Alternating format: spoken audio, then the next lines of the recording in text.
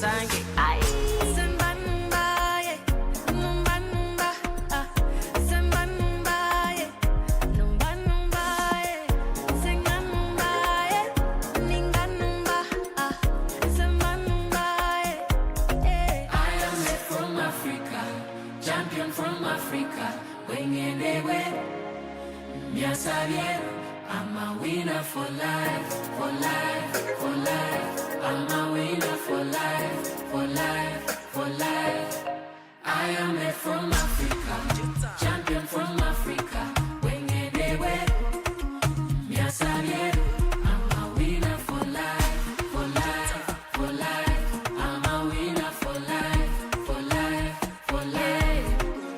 Yeah, winning attitude only, losing never been my way.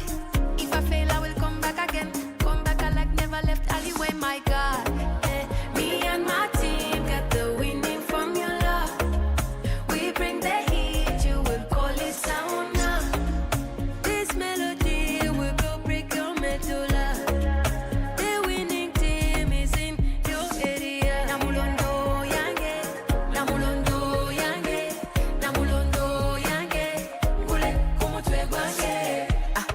Twesange, nyuka twesange. Kwejambe, kastonyo twesange. Twesange, kastonyo twesange. Ay, sechampe, kastonyo twesange. Ay.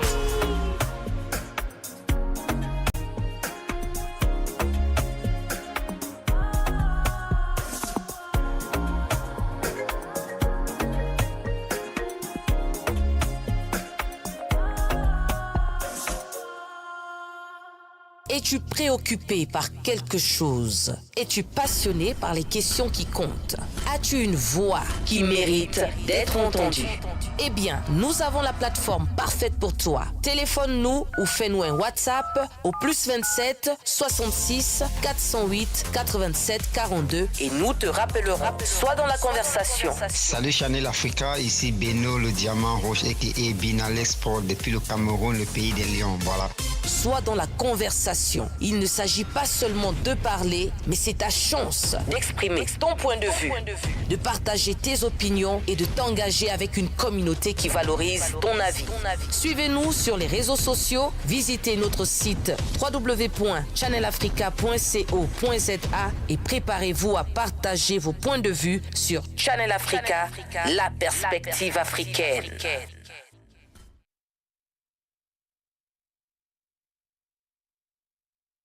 Download the SABC app and take Channel Africa with you everywhere you go.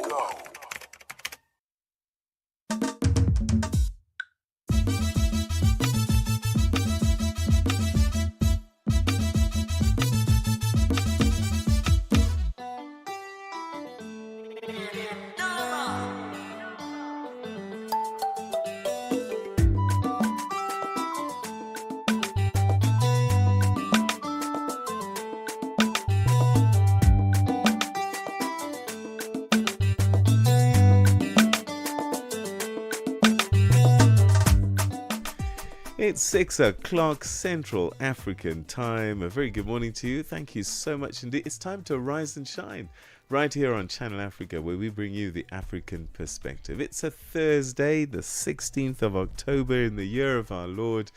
And we're broadcasting Asanda Beda from Johannesburg in Afrique du Sud. Yes, there we go. That's the other host here. We've already been introduced, and thank you so much for joining us. Good morning to you. We're together for the next 3 hours as we bring you news and current affairs from the African perspective. And this first hour of Rise and Shine, we take a look at Kenya's President William Ruto, who has declared a 7-day national mourning period in honor of late former Prime Minister Raila Odinga. We touched on that story as breaking news yesterday. We'll be getting more in terms of developments there. And Zimbabwe's President Emmerson Mnangagwa has condemned disloyal party members at ZANU-PF's executive meeting. Those stories and more will be coming up. Let's start with our news update at 6:01. Here's the Jwalani Ngwepe, and then Jwalani Tulo Ngwepe, and then sports by Fikile Dingwat. SABC News. The African Perspective. Thank you, Asanda. Good morning. Madagascar's new military ruler, Colonel Michael Randrianarine, will be sworn in as president in the coming days. This follows a coup he led as President Andry Rajoelina. Rajoelina was impeached by lawmakers on Tuesday, 2 days after fleeing the Indian Ocean island and condemning the takeover. He has refused to step down despite escalating Gen Z demonstrations demanding his resignation and widespread defections in security forces. Shortly after the impeachment, Randrianarine said the military had taken over and dissolved all institutions. Two sources close to the colonel told Reuters that he would be sworn in as president in the next day or two.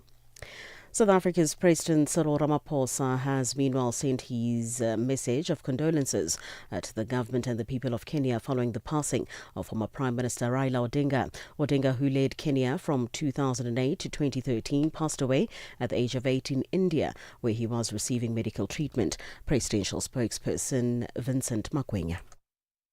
Our continent have lost a patriotic and a selfless leader whom President Ramaphosa knew and worked with as a friend and a brother. Raila Odinga was committed to the development of his own nation, as well as its prosperity and the silencing of the guns on our continent, as evidenced by his appointment by the African Union to advance peace in Côte d'Ivoire in 2010. Kenyan President William Ruto has meanwhile announced 7 days of national mourning and a state funeral for Odinga. Chairperson of South Africa's Joint Standing Committee on Defence, Dr. Malusi Gigaba, says it's worrying that some of the 91 bus crash victims on the N1 outside Louis Trichardt in the Limpopo province do not have identification documents, including passports. Gigaba says those who are found to have been in the country illegally should be prosecuted. He also says the cross-border travellers should possess proper documentation.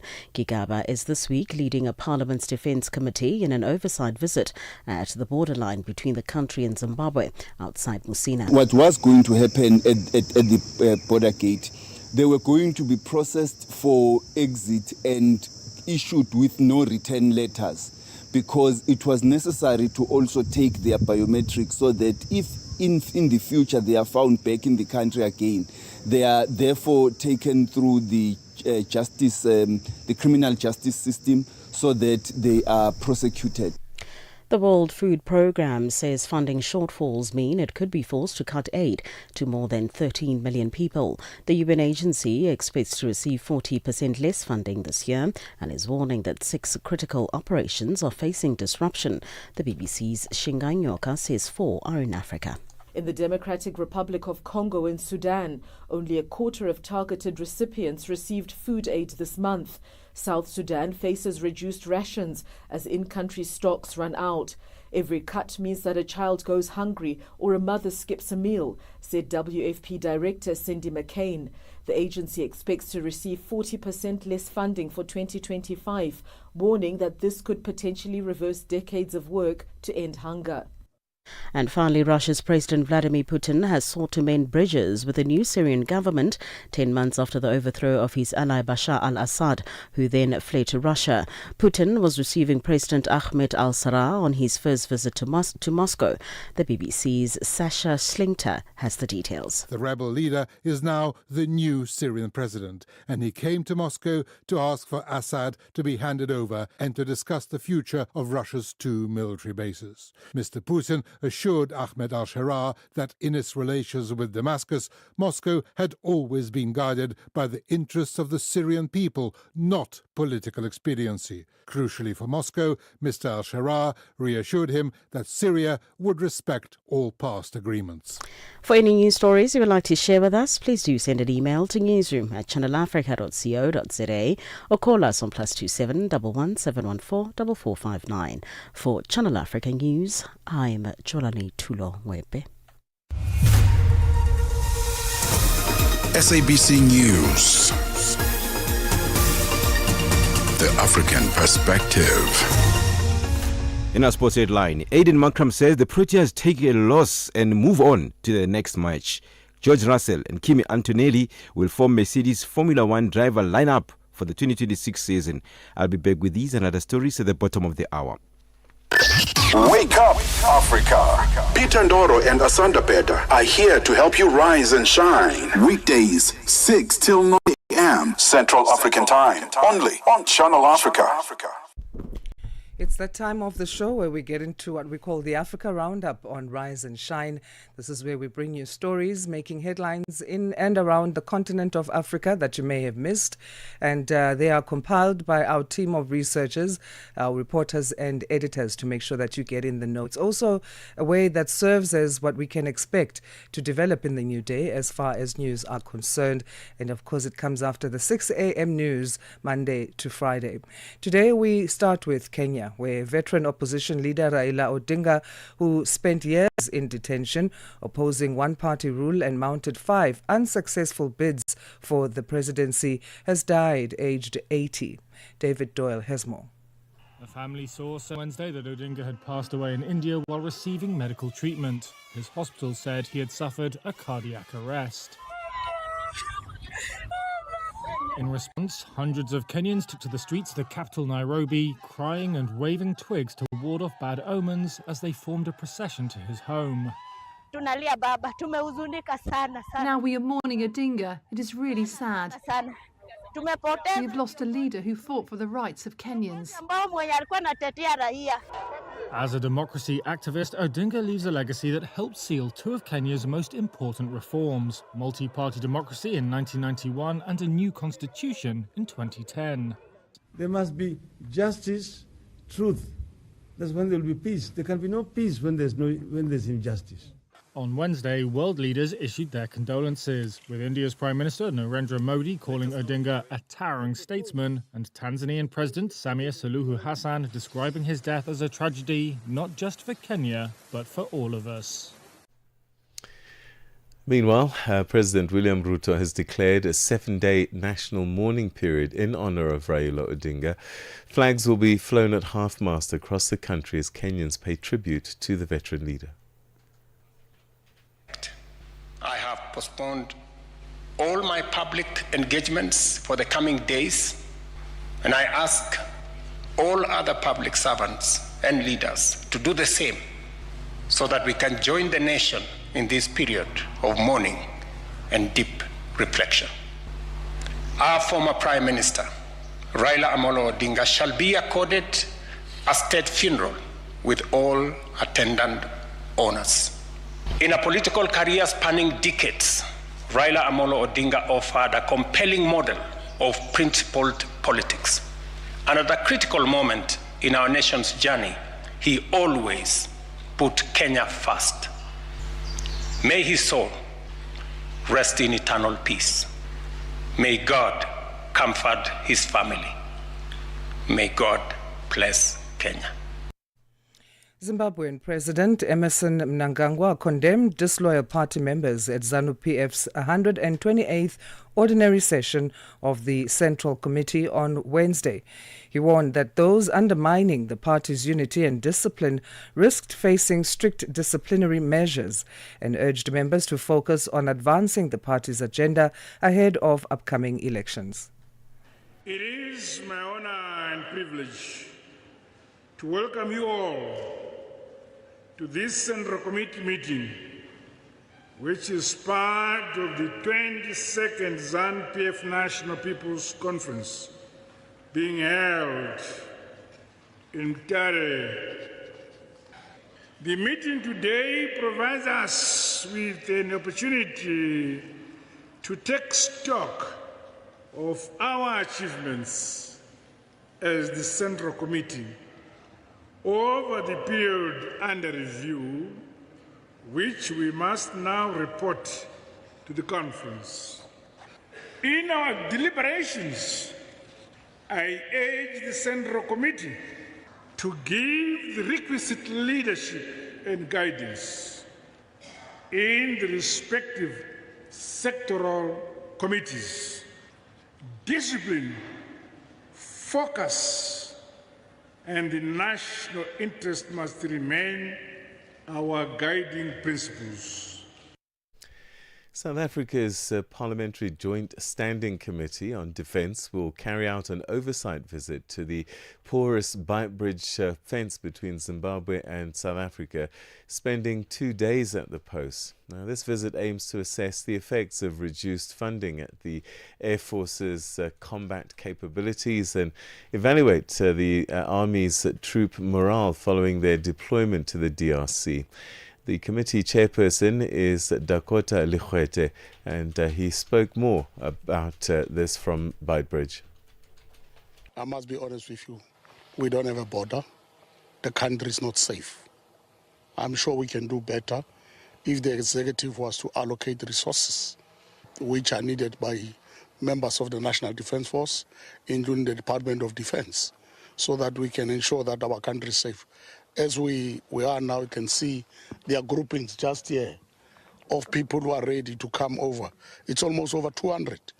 So if 200 people can walk through our borders every day with proper documents, it means that's a serious national security threat. And it warrants the president, the minister, and the cabinet to take action. Because as parliament, it does not help us. We're here 12 years. There was a similar problem. Now it's worse. There's no fence. There's even a land grab here by some illegal people who have taken the land that belongs to the state by force. The World Meteorological Organization has warned that carbon dioxide levels in the atmosphere reached a new high in 2024. The panel recommended assuming a minimum rise of 2 Celsius by the mid-century. The BBC's Justin Rowlett reports. The concentration of carbon dioxide in the atmosphere is the key driver of long-term global temperatures. The World Meteorological Organization's latest report warns that the rate of increase of the planet-warming gas has tripled since the 1960s, to the highest level since records began in 1957. It said continued emissions of CO2 from human activities and an upsurge from wildfires in 2024 were responsible, as well as a reduction in the amount of the gas absorbed by the world's oceans, soils and forests. All right, and that's how we come to the end of today's Africa Roundup. We'll have more for you tomorrow after the 6 o'clock news. Stay with us. Coming up shortly, excuse me. Coming up shortly, I'm going to be talking to geopolitical analyst Aaron Mgambi about what's been happening across Central Africa. Stay with us. In this episode of Channel Africa Conversations, Peter talks to Dr. Tulisile Buddha, an academic, author, and an expert in indigenous knowledge systems. Join us for a compelling discussion on preserving African languages and traditions in the digital era. Dr. Tulisile unpacks the role of educators, explorers, and how technologies like AI can support cultural preservation, and challenges us to rethink how we honor African heritage. You can find the episode on YouTube, SABC Plus, and on our website, channelafrica.co.za. This episode is a must-listen for educators, creators, and change makers across the continent. Channel Africa, the African perspective. Wake up to the essence of the continent. Rise and shine on Channel Africa. Right, at 15 minutes past 6 Central African time, let's take a look at some of the stories making headlines in the Central African region and get bigger or better analysis as we speak to geopolitical analyst Aaron Mgambi. Aaron, a very good morning to you. Happy Thursday. Thank you, and happy Thursday to you, Asanda. Good morning to our listeners. Great, and thanks for making time for us. Let's start with Cameroon on today's wrap of what's been happening in the Central African region of our continent. Cameroon's minister has dismissed opposition's victory claim then. So opposition party leader there, who was the former minister himself, he was Minister of Employment as well as a former government spokesperson, Issa Chiroma Bakari, claimed a victory. Did he have any grounds for this claim? Well, so it is interesting to see what's happening in Cameroon. They had the elections on Sunday, October 12th, and according to the constitution, the election official results should be announced within 15 days. But of course, this happens in most elections in most parts of Africa, where you have the official results and also the presumptive results. Now, usually the opposition like to do what we call parallel voter tabulation. So they also have a system of where they keep track and they're tracing how the votes are coming in, and also the predictions of what the results, overall results would be. So within that period of 15 days, in fact, even before 15 days, in most cases, it is possible to predict that the election might go either one way or the other. So what is happening now is that, of course, like you said, the former Minister of Employment and former spokesperson in the Paul Biya government, he left government last year, just a year before the elections, and ran. And not too long ago, we were talking about how the opposition was fragmented in Cameroon, and that seemed to play into the hands of the regime. But I think almost last minute, most of the opposition leaders and civil society, they rallied behind Issa Chiromo as their preferred candidate. Therefore, he's feeling very confident, and he thought on Tuesday that he had done well. And according to whatever PVT, a parallel vote tabulation that they have, it seems like he's winning the elections. But this is not the official results. We have to wait for 15 days. So the Cameroon minister that is dismissing this victory claim is the Territorial Administration Minister, Paul Atanga G. What is he saying exactly, and the kind of repercussions that Bakari could face as a result of this claim? Yeah, so the current minister, Paul Atanga G, is actually right in principle. He is saying that it is the role of the Constitutional Council to announce the final results. It is not the role of any candidates or political players to do that, because doing this could actually amount to treason. So he's not just threatening the opposition, the promising opposition candidate, but he is also just reminding him that by law, the right thing to do is to wait for the Constitutional Council to actually declare elections. But what we have to bear in mind is that the opposition leader, the person that everybody rallied behind, was under extreme pressure from the people to actually declare that he has won. And the reason for it is because people are just tired and fed up of the Paul Biya regime. Let's move over to Chad. They're battling a cholera outbreak, and they are monitoring as well this cholera outbreak, which was declared on July this year. What has the country put in place to tackle this issue, and have those efforts been successful anyway? No, it seems like they still need a lot of help. They're struggling to contain this surge. If you recall, this started out in the eastern part of Chad. There were just a few cities that were affected in the eastern province. But now this has moved to about 3 different provinces, and the numbers keep rising, and the government is becoming desperate by day. In fact, we have heard from government officials trying to call for help from the international community and other players and stakeholders so that they can come in and help them. So it is becoming very desperate by day, unfortunately, and it seems that the government seems to be a bit inadequate in the way that they're handling this cholera outbreak. So what can be done to improve the country's national response plan if figures are escalating as far as the cholera outbreak? Yeah, what should be done, in fact, is that, first of all, the government needs to prioritize this issue. They need to not play politics with it. They need to concentrate on saving lives, because the death toll keeps going up. And so if the government moves resources to try to allocate it to combat this outbreak, that can help, but not at the expense of trying to play regionalism and politics. The other thing here is that the international community seems to be very slow at coming forward. I think that there's a need for a strong appeal for the Red Cross and other humanitarian organizations to come on board and help Chad, because they're really in a desperate situation. Over to Gabon now, where the president's party has secured a majority in parliament. President Brice Oligui Nguema's party. Any surprises there? No, that was very expected. It was almost predictable. You could predict that with eyes closed. We know that President Bryce was the guy that toppled the the family that ruled Gabon for over 40 years, for many years. And so he is, and then he transitioned quickly from military to actually civilian rule. And he himself held a presidential election even before forming a political party. So he formed this party right after winning the presidential elections. And this is the platform, and this is the party that has now gone on to win by far the majority in terms of the legislative elections.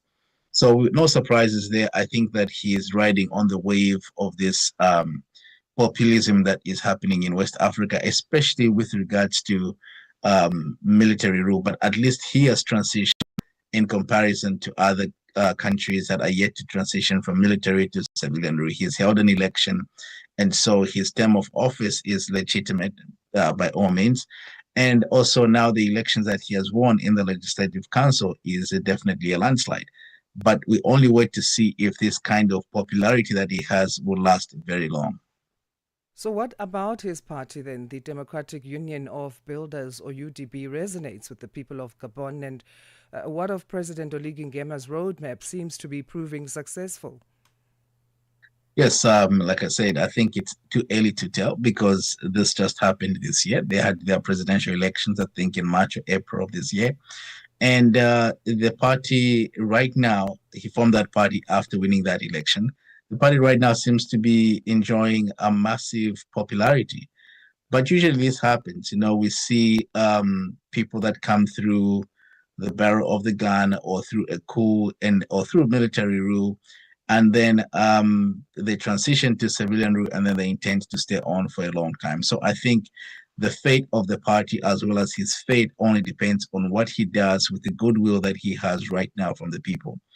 If he does the right thing and he serves according to what the constitution requires and he steps away, I think that he might be a hero by many people. But usually the opposite is what we see with most of these African leaders, especially those who come from a military background. We can name them Paul Kagame, Yoweri Museveni, and many others. What about the other smaller opposition parties and how they've done? Well, the small opposition parties haven't done very well. I think out of 145 seats, if I'm not mistaken, the president's party has about 120 seats or 25 seats. And then we have the opposition getting 3, 4, 2 seats, and smaller parties 1 seat each. So even though you add them up, I don't think that the numbers would come anywhere close to challenging the Democratic Union of Builders.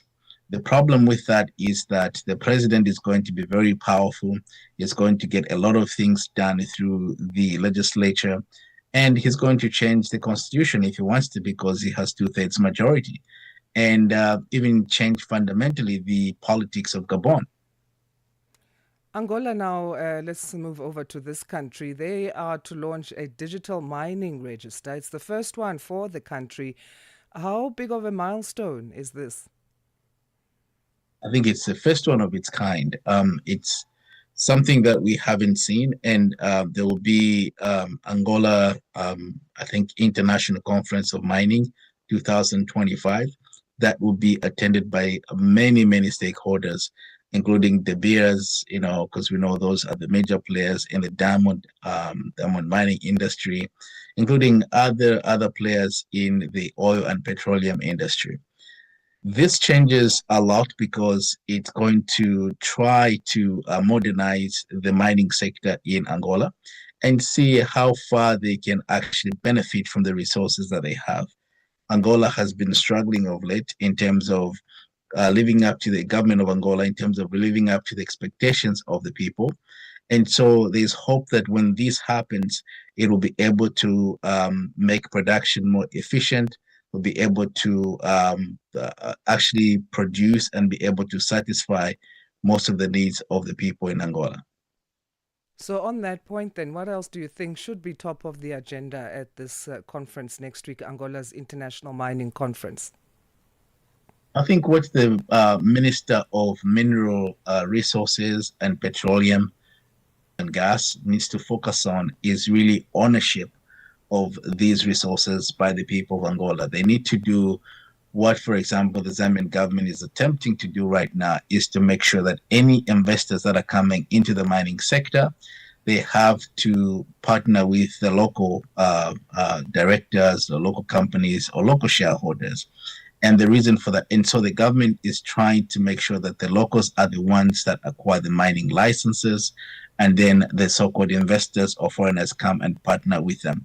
That needs to be at the core of the agenda of this meeting, because what we've seen is that in the mining sector, usually because of how intensive it is to acquire capital to operate the mining sector, usually the major player orders are multilateral corporations at the expense of the locals, and usually the locals don't get a fair share of the deal. Sometimes these multilateral corporations don't even pay fair taxes. So in terms of the tax regime and in terms of ownership of these resources, I think this needs to be the top of the agenda at this conference. Finally, let's head to the Democratic Republic of Congo, where the government there and the M23 rebel group have agreed on mechanisms to monitor the latest ceasefire agreement. Are these mechanisms strong enough as you see them? It looks very promising. What they have agreed to is a situation where they'll have an international body or international players that constitutes a monitoring system of implementing this ceasefire. So the idea is that have all these international players in the region and also out of the region, because remember, this is a deal that has been struck by Qatar and the United States. And so they've agreed that they'll bring on board other players from the international community, and they'll be solely responsible to make sure that this ceasefire holds. And so that is promising, because you have almost people who are impartial and people who don't really have a vested interest that might be brought on board to be part of this committee. But the challenge with that is, let's see how the physics of it plays out, the implementation of this international body. But if it is constituted well with good players and people that mean well, there's a chance that it will hold for a while. Well, let's leave it on that note for today, Aaron, and we always thank you for your insights. We appreciate them. Thank you for having me. And just on a sad note, we've lost Raila Odinga in Kenya. He was a champion of democracy, a giant in politics. And I think the country and the region and the continent has lost someone very, very important. Absolutely. Thank you so much again for your time. Enjoy the rest of your day. That's Aaron Ngambi, geopolitical analyst, chatting to us here on Rise and Shine to zoom into stories making headlines in the Central African region. 6:30 Central African time it is now. Let's say good morning to Jolani Tulo Ngwepe for our news headlines. SABC News. Headlines. The African Perspective. Thank you, Asanda. Good morning. Making headlines. Madagascar's new ruler, Colonel Michael Randrianirina, will be sworn in as president in the coming days. This follows a coup that he led to oust President Andry Rajoelina. South Africa's Police Minister Senzo Mchunu will appear before Parliament's ad hoc committee today. And finally, the ceasefire between Hamas and Israel is looking increasingly shaky. I will have details on these and other stories at 7 o'clock. SABC News. Headlines. The African Perspective. Right, let's catch you up with what's happening in the world of sport as we say good morning to Figile Lingwati.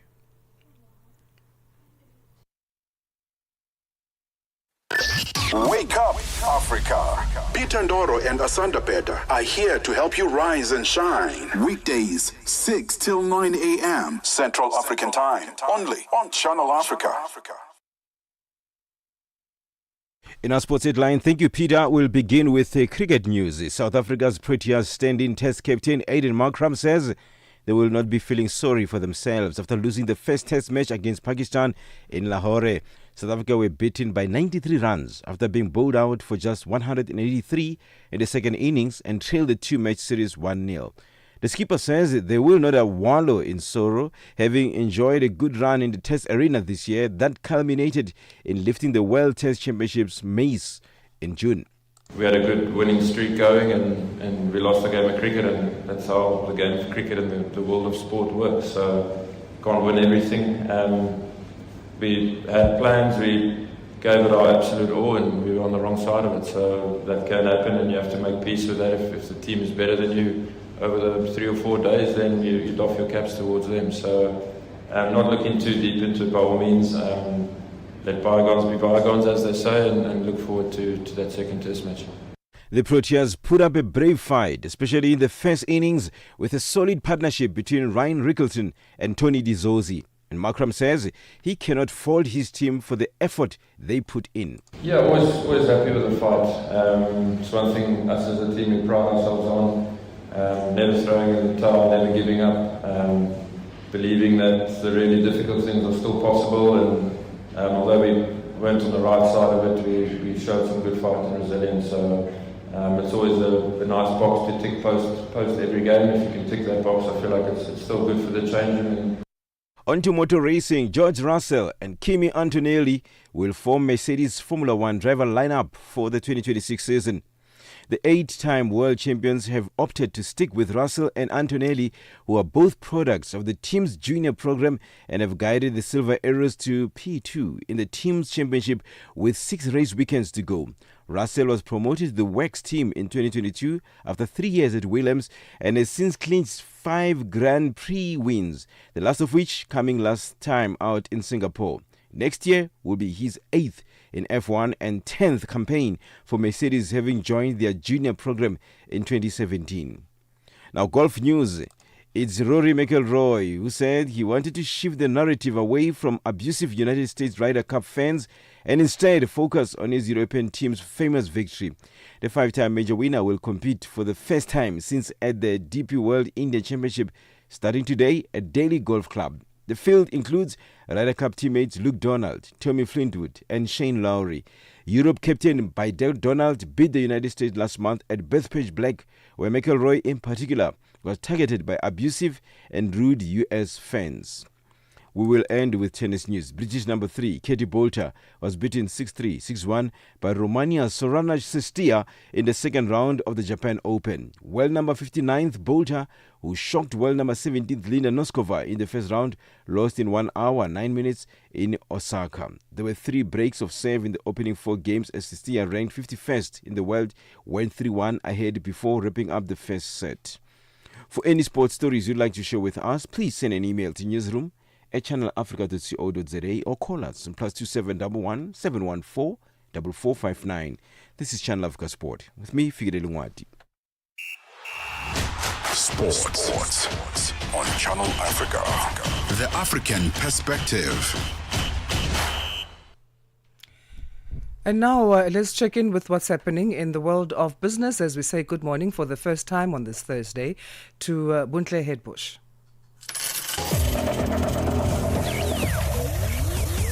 Business news on Channel Africa. The African Perspective. Hi there. Do you want to elevate your business and give it a voice in South Africa and Africa as a whole? Well, in that case, let Channel Africa make this a possibility. Channel Africa is willing to advertise your business for as little as 30,000 rands or $1,719.18. To get access to these great rates, send all requests to mukwenata@SABC. That's MOKOENATA@SABC. Channel Africa, the African Perspective.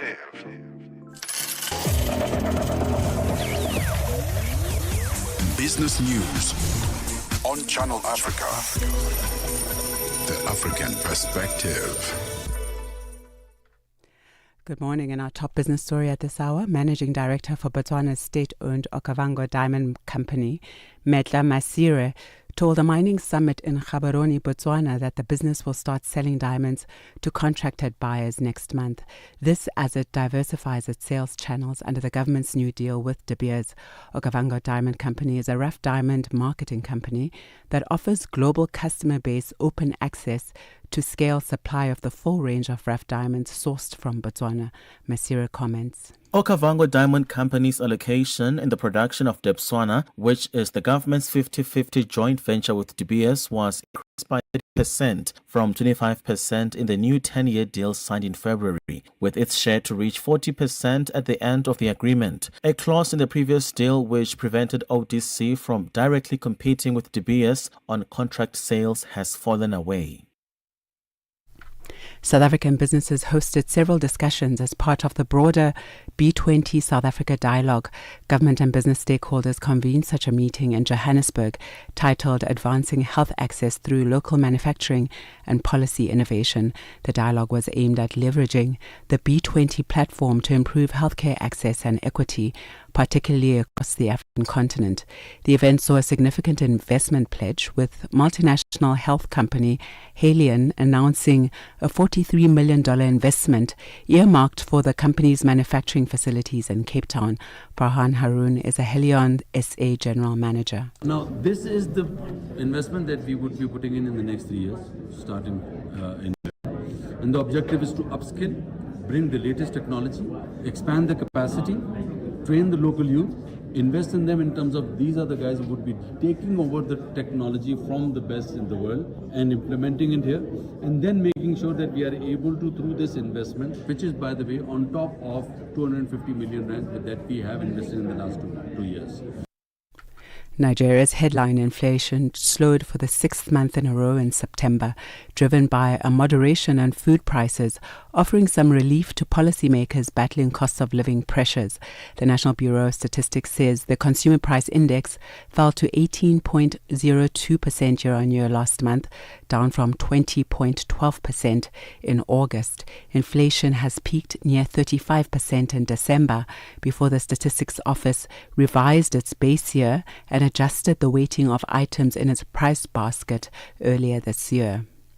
Johannesburg City Power in South Africa's Gauteng province says it's working on resolving a $57 million backlog it owes contractors. The payment dispute has led to disruptions to City Power operations as contractors staged a protest to demand payments. City Power spokesperson Isaac Mangena has confirmed that they have a backlog that is sitting at over 160 days. The issues are known by City Power, and the issues have been addressed, because as City Power we are dependent on the shareholder, which is the City of Johannesburg, in terms of our operating and capex budgets, and we do often receive some monies from the city so that we can be able to cover the bases that we need to basically ensure that we operate, but the budgets are not always sufficient due to financial constraints at the city.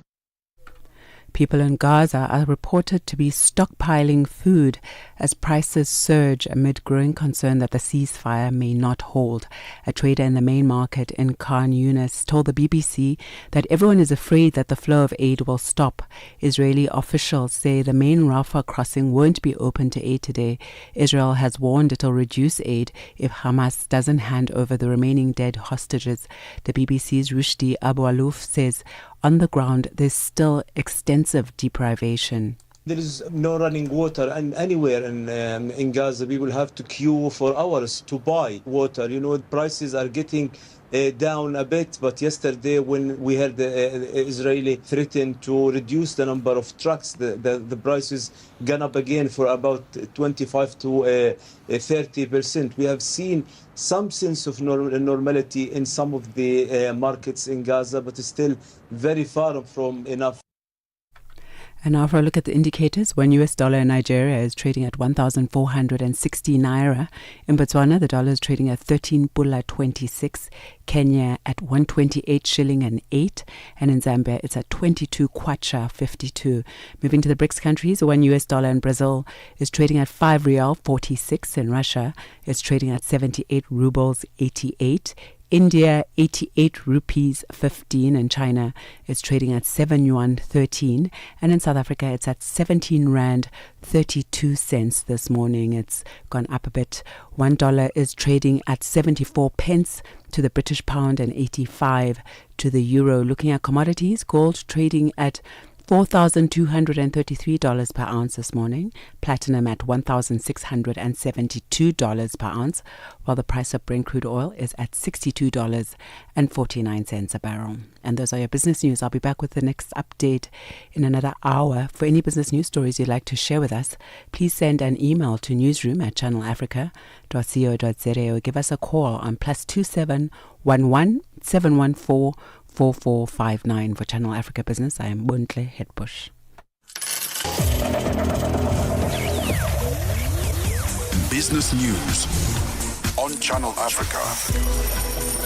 The African Perspective. G20 in Africa, exclusive to Channel Africa. Right, let's take a look at today's G20 fact. Now, did you know that the Sherpa appointed by the South African government is the Director General of the Department of International Relations and Cooperation, Zane Dangle? The Sherpas are an ethnic group from the mountainous region of Nepal, which in Tibetan means people from the east. It is they who guide the climbers who aim to reach the top of the Mount Everest. Without their skills, it would be almost impossible to reach the summit. In G20, the Sherpas are the leaders of each country who take the discussions and agreements to the final summit with the heads of state and government.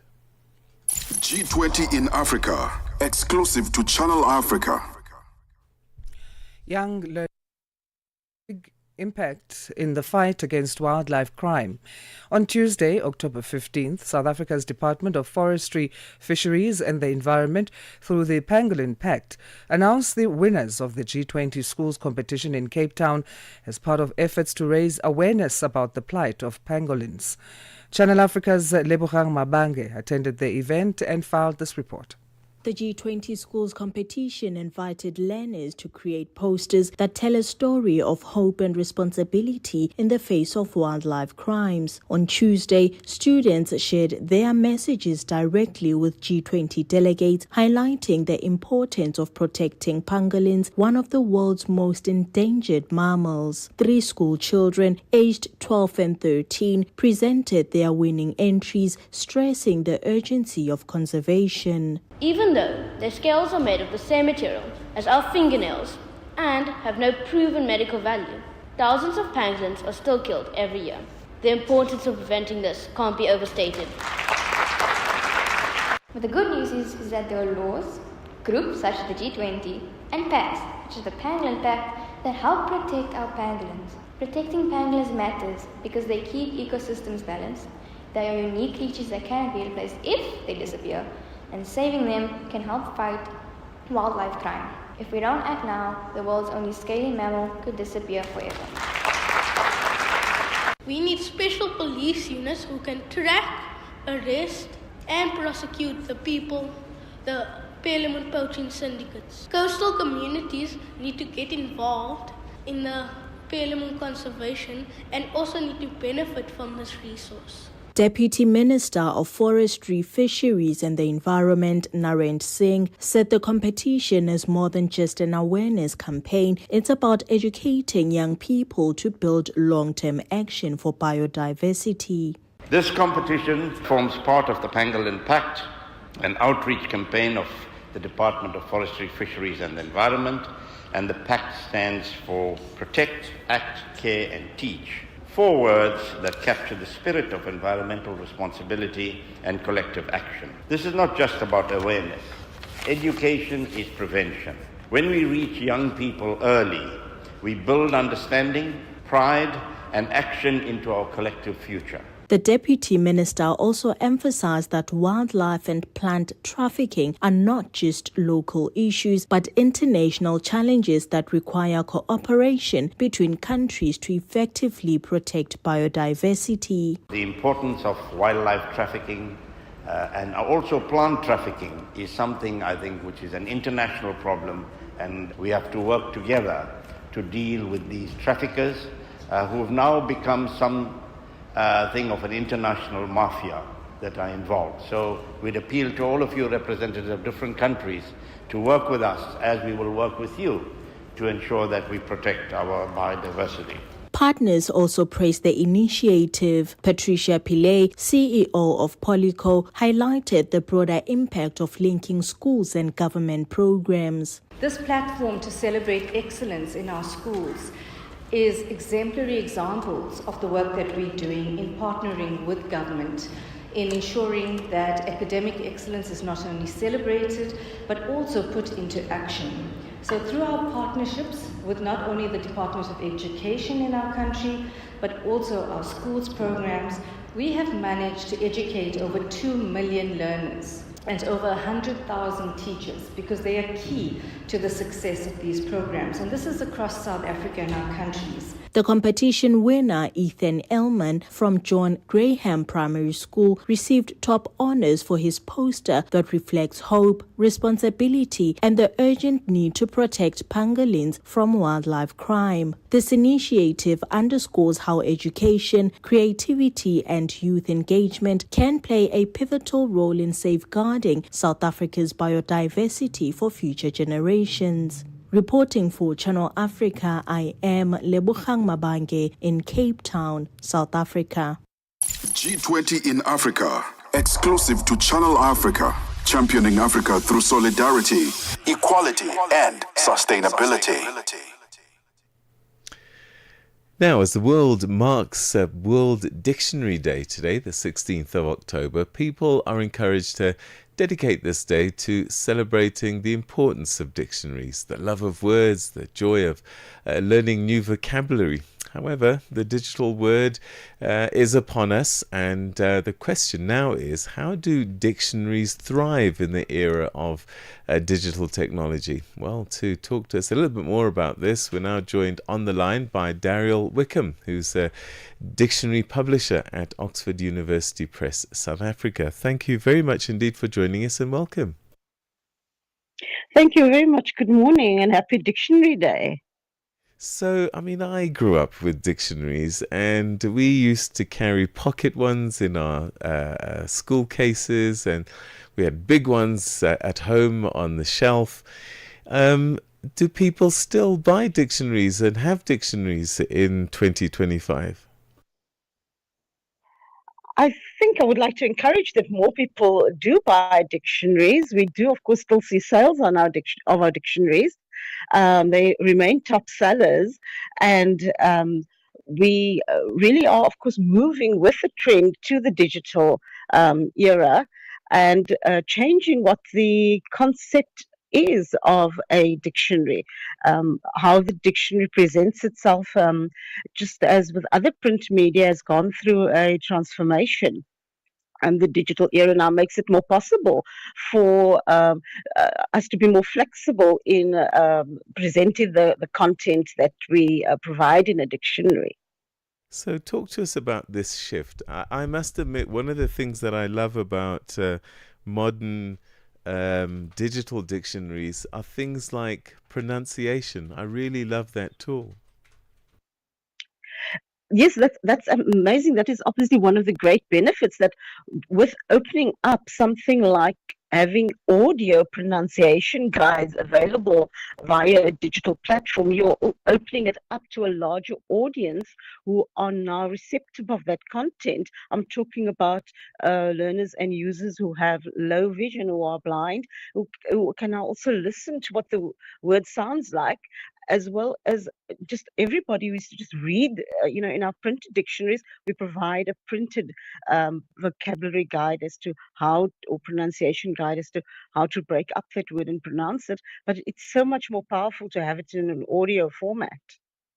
So what's your big message to the world on World Dictionary Day? I think that we should be proud of our language, and that we should share our language and talk about it, and make sure that we use trusted sources of information, dictionaries being one of them. You also go to any online platform really quickly, to go to something. A search engine to sometimes look up a word, but there are times when you just need to have a bit more, and you need to make sure that you will be using the word absolutely correctly in its context, and that's when you turn to a dictionary that is produced locally and has the local flavor of an example sentence. We use our sentences in the dictionaries. We take it, for example, if the dictionary is targeted at a school language, at schools, then we use example sentences from our core textbooks based on the curriculum. So you can have also a certain measure of trust that that material that's in the dictionary is curated. So my message really is trust the dictionary that has been developed by publishers. And also, it's festive season coming up, and I'm hoping that there will be a few more dictionaries that will be unwrapped this year, because it really is a gift that keeps on giving. As you said, some of us keep dictionaries on our shelves for a very long time and serve us for many years. I'm just wondering, with the evolution of the dictionary as you've described, with the change in times, is there something about the old book format that we're starting to lose? I remember my dad, when we were growing up, he would encourage us literally to pick up the dictionary every single day, look through the pages, because we'd learn new words. Now, with the culture of just looking up one word that you're looking for at that time, we're not learning as many new words as we used to, I don't think. You've really hit the nail on the head of one of the real drawbacks of the dictionary in a digital environment, in my opinion as well. And like you, I also grew up, paging through dictionaries actually for fun and learning new words for fun. And what a printed dictionary allows is you will look up one word, and on that page you'll spot another word, and it will take you to another place, and so your vocabulary grows much faster when you use a printed dictionary. It's more engaging. The digital environment possibly only presents you with one word at a time, and you might not always follow all the links, although there are some that will take you to further detail about that word, but not necessarily ones that will allow you to hop around in a dictionary as the printed page does. So, and I think there are definitely studies that show that it is so that the online consumption of dictionary content does not fulfill that role that the printed dictionary did in that or does in that regard. I know that in South Africa, Oxford University Press has partnered on the Road to Literacy campaign, distributing mobile trolley libraries and curriculum-aligned books in all official written languages. How do dictionaries or lexicographic resources tie into the broader literacy mission? Well, we produce dictionaries to support our learning material for schools. Our focus has definitely shifted towards producing dictionaries that will support the education mission in South Africa, because we are all aware of our reading challenges, for example, in the country. So the way the dictionary is constructed, what I alluded to earlier, that we gather the content for the dictionary, the words which are the main words, the head words in the dictionary. Those come from, in a school dictionary, we look at things like the school curriculum.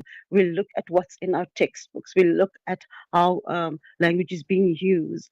Those words are all put together, and then when we're looking to explain those words, we again turn to our textbook material and the curriculum material, and that to put the word in a context that the learner will understand. We also produce material that is directed at the grade level or at the age level of the user. So that people can understand the word in their context. You won't explain the word in exactly the same way to a foundation phase learner as you would for someone who's at a higher phase in their schooling. And therefore, we are now moving towards more targeted dictionaries, as well as bringing in the multilingualism into our dictionaries, producing many more bilinguals and multilingual dictionaries to support language learning within the classroom and from learners who come from different backgrounds with different languages and have to struggle with learning what does this word mean really in my own language so that I can get a better understanding. So it deepens comprehension of the concepts in that way.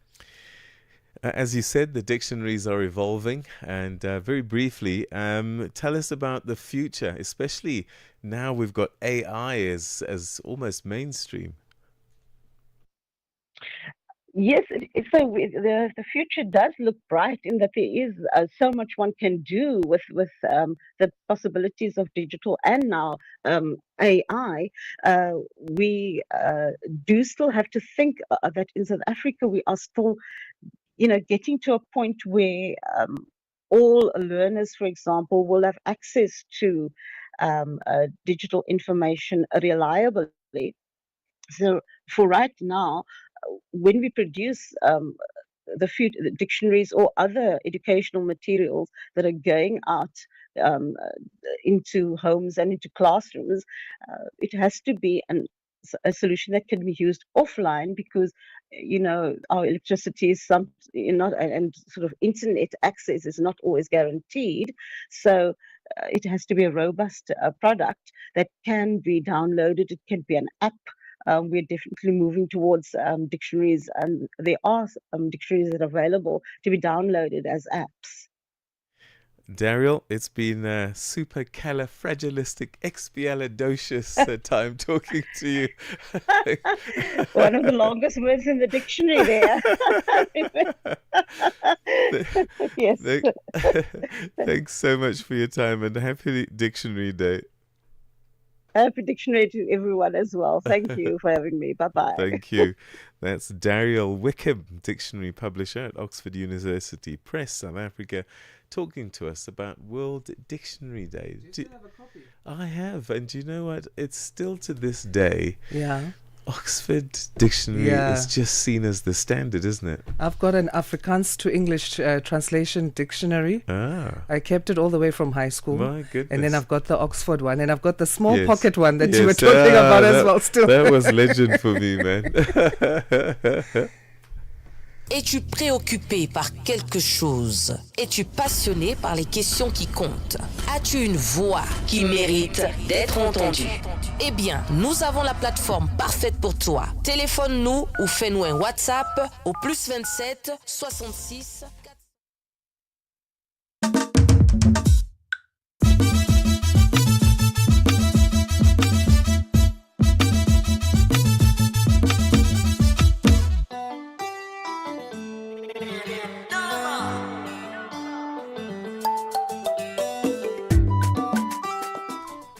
7 o'clock Central African time, which means it's time for the second hour of Rise and Shine right here on Channel Africa, where we bring you the African perspective. And this program streaming on www.channelafrica.co.za, coming out of Johannesburg in South Africa. A very good morning to you. I'm Peter Ndoro. My name is Asanda. Beda. Very good morning. In this hour, we look at the political heartbeat of Kenya, which has fallen silent as former Prime Minister and opposition leader Raila Odinga, a man who shaped Kenya's modern political history, has died at the age of 80.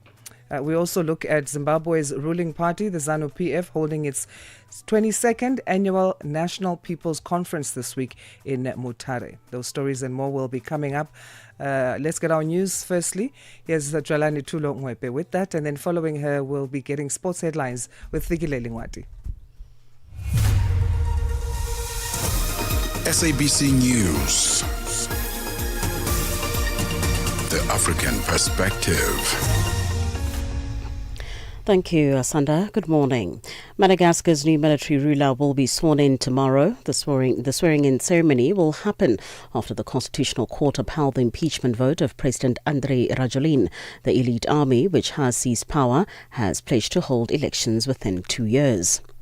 South Africa's Police Minister Senzo Mchunu will appear before Parliament's ad hoc committee today. The committee was established to investigate the KwaZulu-Natal Police Commissioner Ndlandla Mkhwanazi's allegations of criminal infiltration, corruption and political interference in the justice system.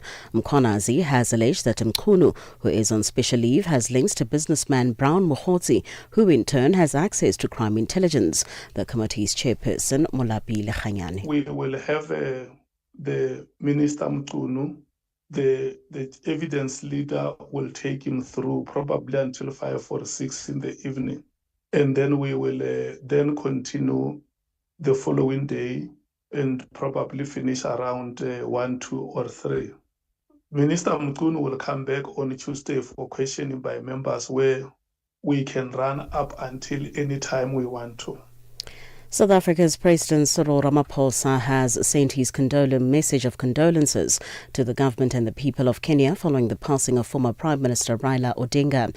Odinga, who led Kenya from 2008 to 2013, passed away at the age of 80 in India, where he was receiving medical treatment. Presidential spokesperson Vincent Makwenya. The nation of Kenya and our continent have lost a patriotic and a selfless leader whom President Ramaphosa knew and worked with as a friend and a brother. Raila Odinga was committed to the development of his own nation, as well as its prosperity and the silencing of the guns on our continent, as evidenced by his appointment by the African Union to advance peace in Cote d'Ivoire in 2010.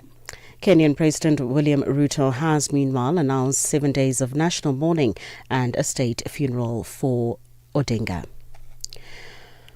Chairperson of South Africa's Joint Standing Committee on Defence, Dr. Malusi Gigaba, says it's worrying that some of the 91 bus crash victims on the N1 outside Louis Trichardt in the Limpopo province do not have identification documents, including passports.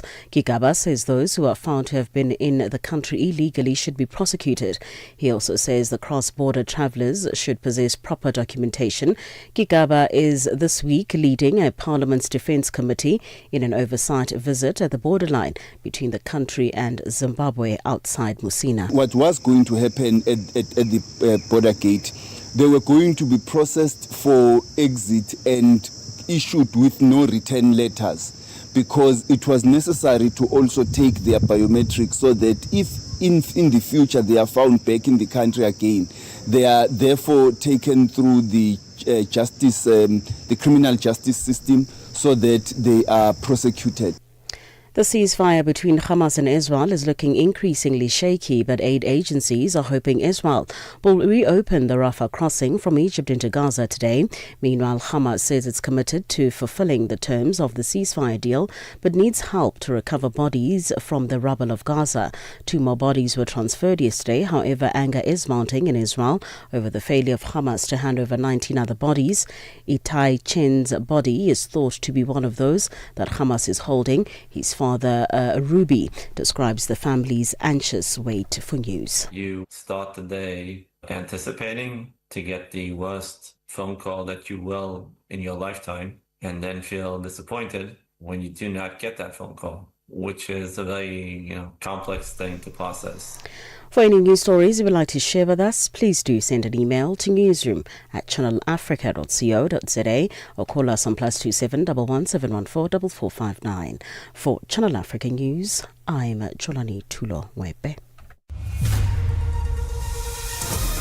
SABC News. The African Perspective.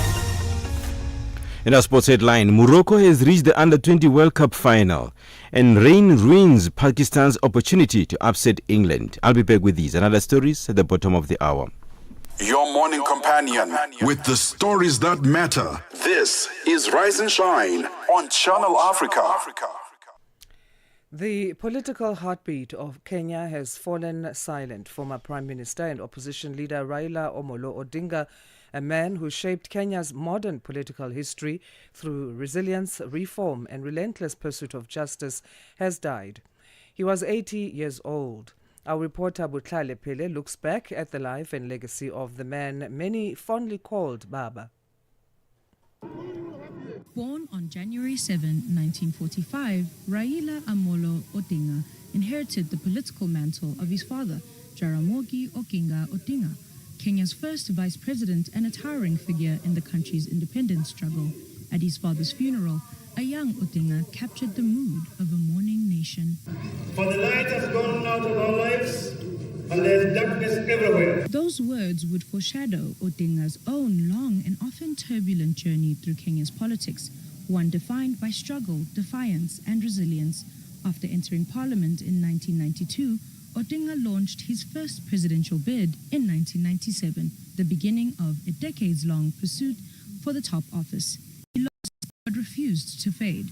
Over the years, Odinga's rallies became synonymous with hope for change, particularly among Kenya's youth and working class. This was not necessary if the elections were not rigged. This is not a question of appealing to Raila to stop the violence. No. There must be justice, truth. That's when there will be peace. There can be no peace when there's injustice. Following the disputed 2007 election that plunged Kenya into chaos, Odinga entered a historic power-sharing deal with President Mwai Kibaki, becoming Kenya's first prime minister under a new coalition government.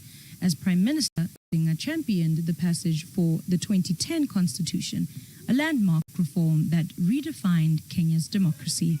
No one could have thought that out of the bitter harvest of the disputed elections and the violence that pitted our people against each other just 2 years ago, you would be witnessing today the birth of a national unity that has eluded us for more than 40 years. Though he never won the presidency, Odinga's influence endured, leading protests, challenging elections in court, and inspiring a generation to demand accountability. He would run 5 times for president, each defeat only strengthening his legend as the people's president. Raila Amolo Odinga, in full realization of the high calling, assumed the office of the people's president of the Republic of Kenya. Do swear that I will be faithful and bear true allegiance to the people and the Republic of Kenya. He was later appointed as the infrastructure envoy by the African Union. Even in his later years, Odinga remained active, signing a national dialogue pact with President William Ruto in 2025 to push for reforms on youth employment, governance, and electoral integrity. Union Commission chairperson position in 2024. However, he lost the elections. During the recent Kenyan protests, Odinga faced criticism for failure to speak out against the law enforcement agencies of Kenya who were accused of abductions. Raila Odinga's journey from student activist to statesman leaves behind a legacy of unyielding conviction and a political torch that shaped generations. His family confirmed that he had been receiving treatment in India before his passing. I'm Butlale Pile, SABC News. From Cape to Cairo, Dakar to Dar es Salaam, rise and shine with Peter Ndoro and Asanda Beda on Channel Africa.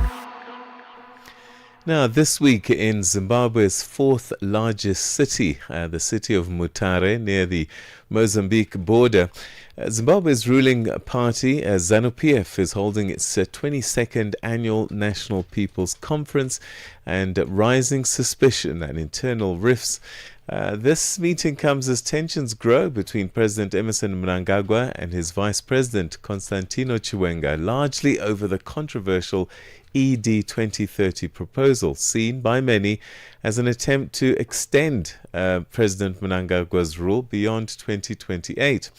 Alongside the politics, the party is showcasing development projects and projecting unity. The outcome could reshape both ZANU-PF's power dynamics and Zimbabwe's political future. Joining us now is a political analyst and journalist Jealousy Mawarire to unpack what's at stake. Jealousy, always good to talk to you. Thank you so much indeed for joining us and welcome.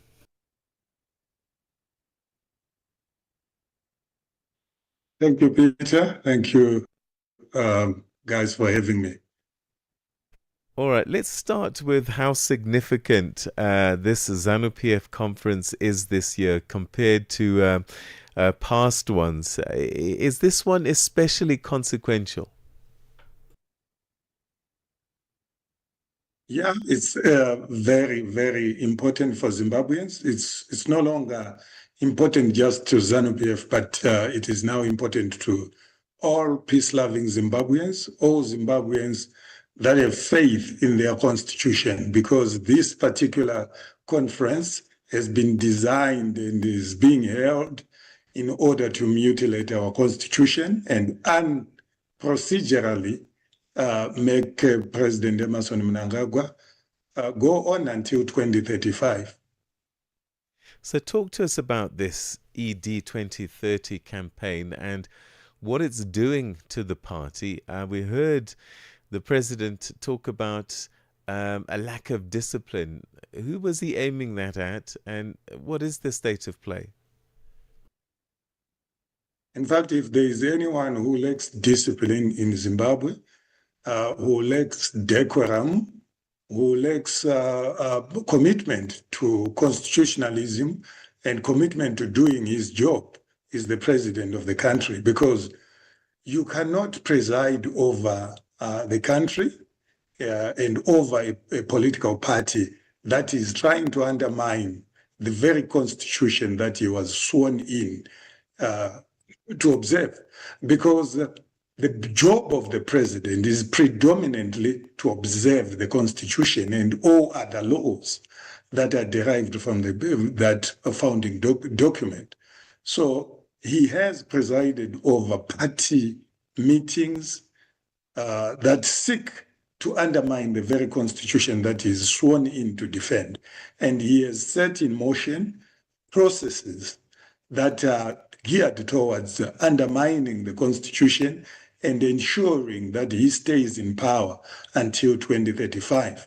And there is a document that is being pushed through by the Minister of Justice and by the Speaker of Parliament, who is also the Secretary General of ZANU-PF, Advocate Mdenda.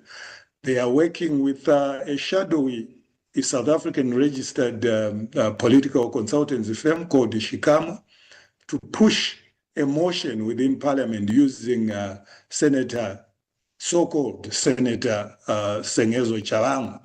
And they want to advance a motion called the Breaking of Barriers Initiative motion into Parliament.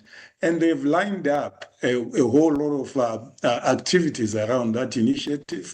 And they've secured, according to their document, they've secured smartphones, laptops, and 11 double cab Ford Rangers to bribe people with those people that will come for the so-called consultative meetings.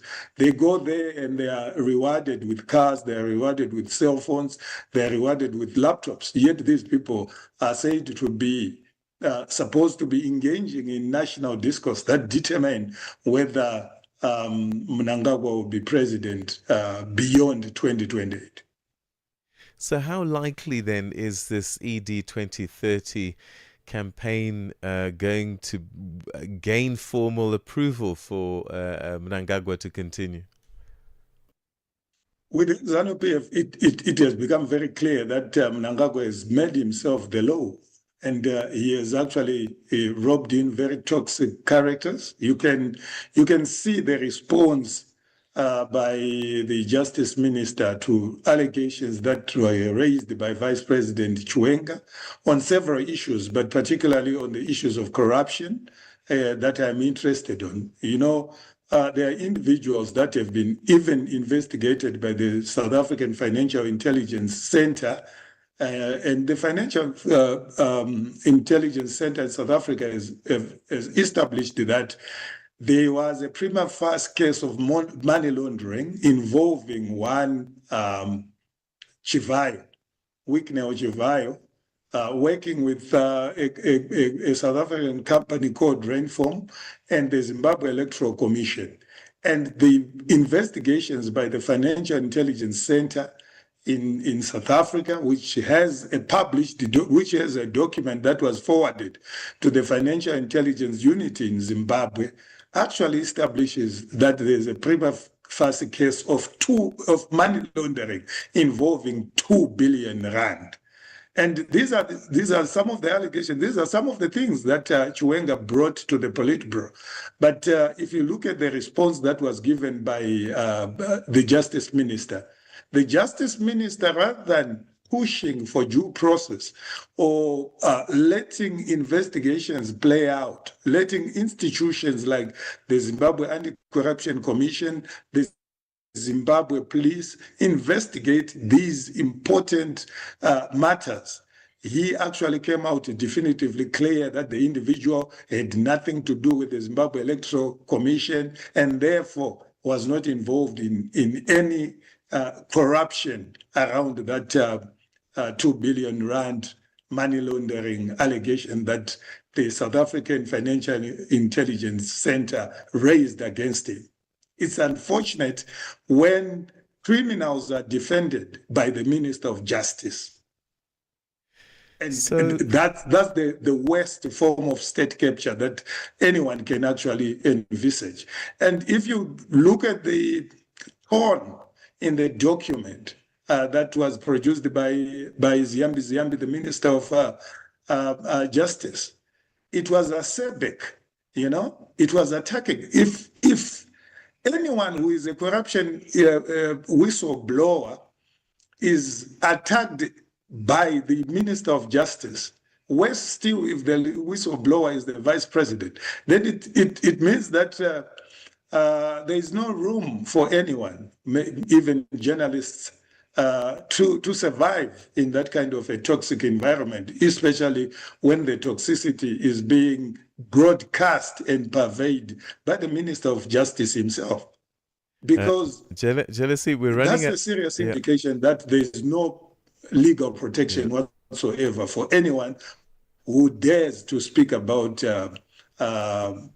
corruption. Because if the Vice President of the country and the Vice President of the party speaks about corruption and is in turn accused of treason, imagine if an ordinary person becomes a whistleblower. What happens to that? Jealous, we're running out of time, but very briefly, you did mention now the Vice President's name quite a bit. There have been factions in ZANU-PF since day one, I think. Have the factions and the disunity within the party been deeper than this ever before? I mean, how serious is this? This is quite serious, Peter. It's quite serious, especially when it is playing out in the open like this. It actually takes us back to the period prior to November 2017, when the sort of conflict and division within the Presidium played out in public rallies, in the so-called Meet the People rallies that were conducted by the then former First Lady, and we are actually seeing the same playing out. The Vice President being attacked by a minister who is supposed to be a subordinate. And this minister, unfortunately, using very toxic language, very acerbic in the way that he attacked the Vice President in language that is very consistent with the language that is contained in the BBI document that was authored by Professor Jonathan Moyo. You can actually read Professor Jonathan Moyo's hand in the document that Ziyambi presented in the Politburo. Very acerbic, very divisive in style, intolerant to divergent views. You can see that it was a concerted effort to defend criminals in a way that was acerbic, in a way that was disrespectful in a way that obfuscate the facts at hand, because these allegations that were raised by the vice president were not only raised by the vice president. These are allegations, like I said, that were raised by the very credible financial institution, the Financial Intelligence Center in South Africa, very credible organizations like the Sentry have also raised the same allegations around the sale of Kuimba by Kudakwa Shetagwire. So for a whole justice minister then to sit in the Politburo and assume that is judge and jury over the same allegations is quite unfortunate, especially when there haven't been efforts to involve investigating state institutions. All right. Thank you so much indeed. Your insights on the situation in Zimbabwe was greatly appreciated. Thanks for your time, Jealousy. Thank you, Peter. Thank you. That's a Zimbabwean political analyst and journalist, Jealousy Mawarire, giving us some insights into this important ZANU-PF conference taking place this week in the eastern city of Mutare. Get Channel Africa on DSTV Audio Bouquet. Channel 802.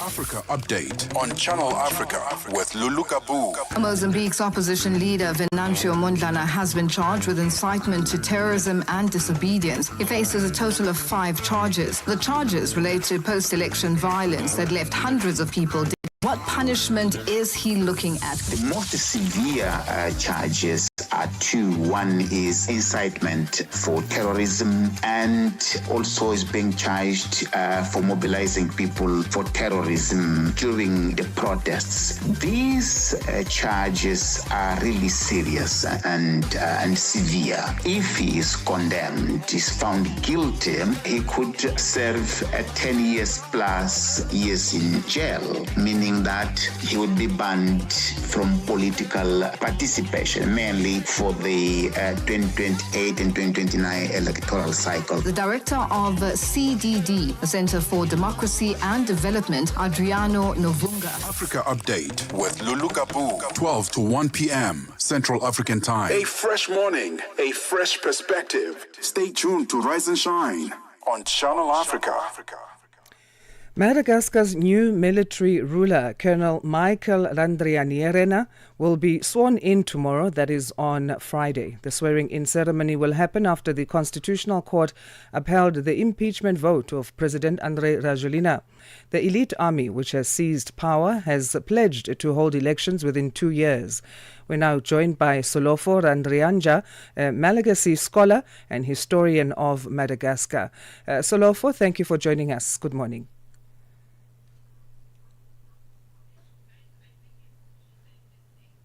Can you hear us, Solofo? Not sure what's happening with our lines there, but we're going to try and see if we can get a hold of Solofo Randrianja to tell us more about this latest update coming from Madagascar. Let's take a look at this story in the meantime, though. In an exclusive interview with Channel Africa, Zambian Member of Parliament, Honorable Chanda Kotobwe, has highlighted that Africa loses an estimated $90 billion each year to illicit financial flows.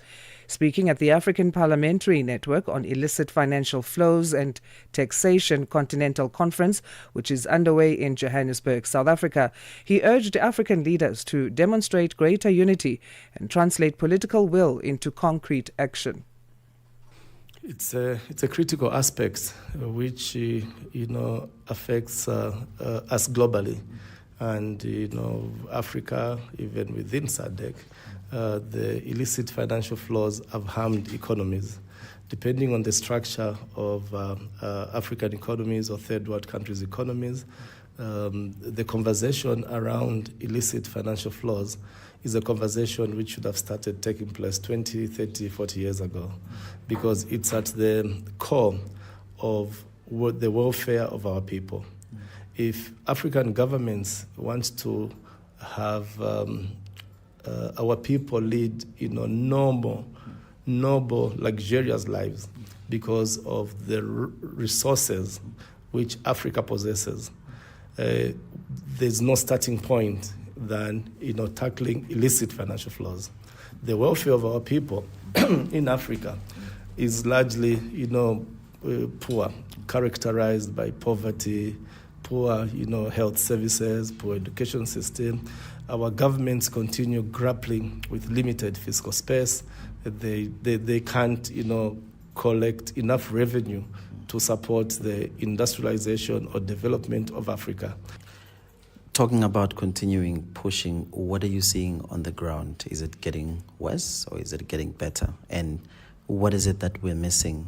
And what would it take for a body like this one to perhaps be part of the legislative processes to make sure that we do achieve what you guys are tabling here?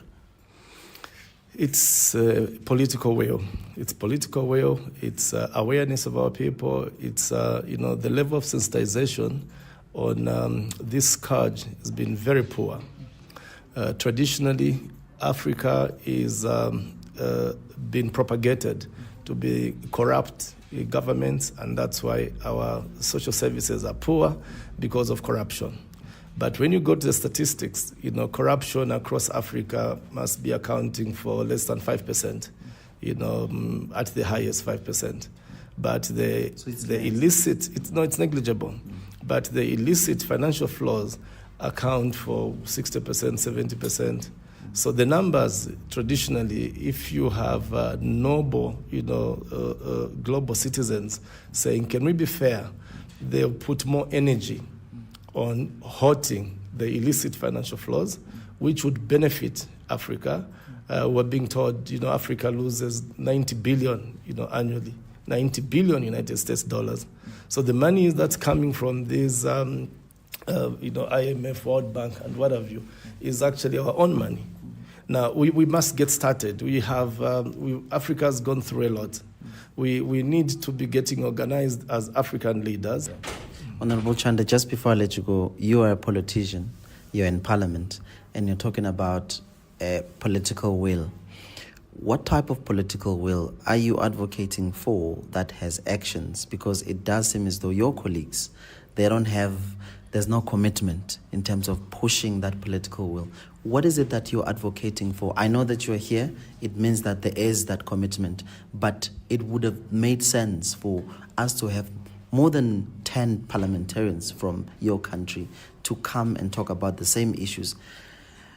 What is it that you are advocating for, and what are some of the tangible actions that you're calling for from your colleagues? That's a good one. In Zambia, in Parliament, we have over 50 parliamentarians who belong to the African Parliamentary Network on Illicit Financial Flows. So I think it's one of the most subscribed, caucus under the Zambian Parliament. Yes, we may not have had, 10 people, 10 parliamentarians come, or 20, or the whole 50. It was not practical. But in terms of specifics, it's African leaders must be deliberate. It's affirmative action. It's affirmative action to empower our people to own real wealth by running these extractive industries, as opposed to leaving them in multinationals. And now let's find out what's happening in our news headlines. It's 7:30 Central African Time. Here's Jwalani Tulongwepe. SABC News. Headlines. The African Perspective. Thank you, Asanda. Good morning. Making headlines. Madagascar's new military ruler will be sworn in tomorrow. South Africa's Police Minister Senzo Mchunu will appear before Parliament's ad hoc committee today. And as the world marks International Dictionary Day, Google and the Pan-South African Language Board has launched a new AI glossary for 3 South African languages. The glossary is in isiZulu, isiXhosa and Afrikaans. I will have details on these and other stories at 8 o'clock. SABC News. Headlines. The African Perspective. Right, let's find out what's happening in the world of sport. And the man who knows sport like no other is Figile Lingwati. Sports on Channel Africa. The African Perspective. In the world of sport, we begin with football news. Pyramids FC enter Saturday's CAF Super Cup as the rising force in African club football.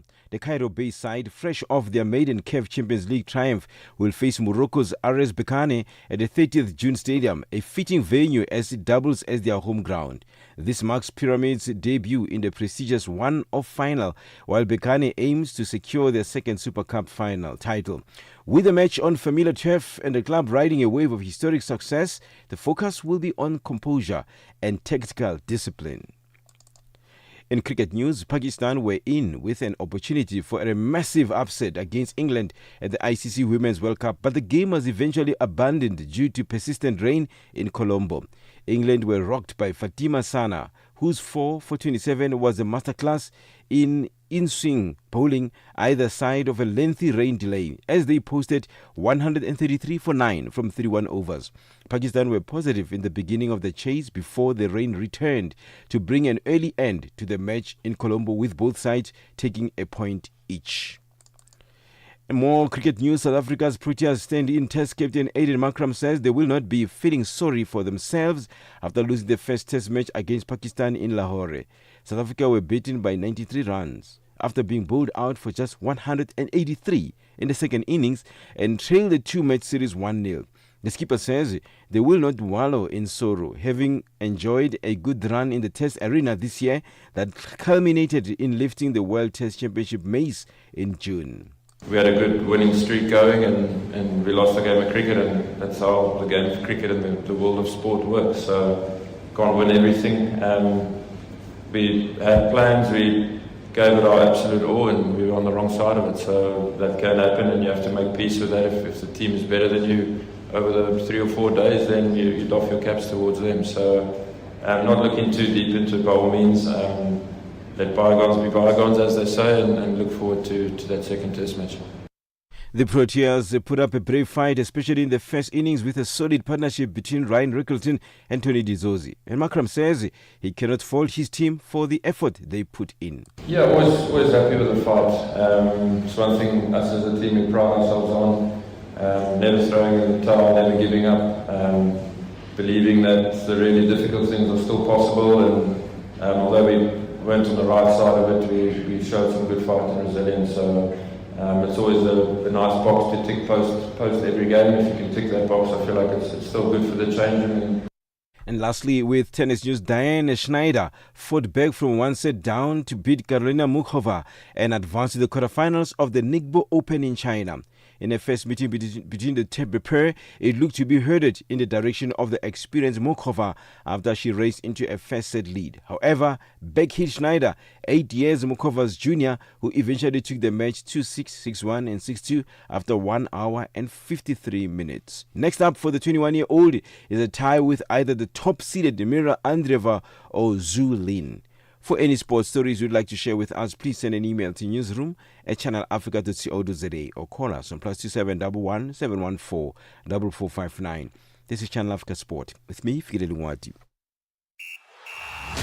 Sports on Channel Africa. The African Perspective. Let the good times roll. From the 10th of October, make a note. Channel Africa is stepping into a brand new era with the launch of our upgraded website and app. It's easy, fresh, and always on your fingertips. Wherever you are in the world, Africa's voice is just a click away. The future of Channel Africa goes live from the 10th of October. Don't miss the moments. Let's now check in with the world of business as we say good morning to Buntle Headbush. Business news on Channel Africa. The African Perspective. Morning, Asanda, and a very good morning to our listeners. In our top business story at this hour, South Africa's Reserve Bank Governor Lesetja Kganyago says South Africa has focused on cross-border payments during its G20 presidency. In the financial transactions, a sender and receiver are in different countries. The payments can involve different currencies and must navigate various regulations and banking systems that individuals, businesses or banks make through bank transfers, digital wallets or card-based payments. The G20 Heads of States and Government Summit will take place in Johannesburg next month, after which the US will take over the presidency of the bloc. Kganyago was speaking at the sidelines of the IMF and World Bank annual meetings in Washington, D.C. Sub-Saharan Africa has one of the highest costs in terms of cross-border payments, and it was very important that we elevate we have made significant progress, and we had isolated particular corridors, and what we had done was that in Southern Africa, in SADC, we now have established a structure of governance that oversees the issue of cross-border payments. We're working with both the IMF and the World Bank. Managing Director for Botswana's state-owned Okavango Diamond Company, Metla Masire, told a mining summit in Gaborone, Botswana, that the business will start selling diamonds to contracted buyers next month.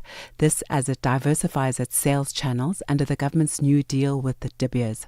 Okavango Diamond Company is a rough diamond marketing company that offers global customer base open access to scale supply of the full range of rough diamonds sourced from Botswana. Masire comments. Okavango Diamond Company's allocation in the production of Botswana, which is the government's 50-50 joint venture with De Beers, was increased by 30% from 25% in the new deal signed in February, with its share to reach 40% at the end of the agreement. A clause in the previous deal which prevented ODC from directly competing with De Beers on contract sales has fallen away. Nigeria's headline inflation slowed for the sixth month in a row in September, driven by a moderation in food prices, offering some relief to policymakers battling cost of living pressures. The National Bureau of Statistics says the consumer price index fell to 18.02% year-on-year last month, down from 20.12% in August. Inflation had peaked near 35% in December before the Statistics Office revised its base year and adjusted the weighting of items in its price basket earlier this year. South African businesses hosted several discussions as part of the broader B20 South Africa dialogue. Government and business stakeholders convened such a meeting in Johannesburg titled Advancing Health Access Through Local Manufacturing and Policy Innovation. The dialogue was aimed at leveraging the B20 platform to improve healthcare access and equity, particularly across the African continent. The event saw a significant investment pledge, with multinational health company Helion announcing a $43 million investment earmarked for the company's manufacturing facilities in Cape Town. Farhan Harun is the Helion SA General Manager. Now, this is the investment that we would be putting in the next 3 years, starting in November.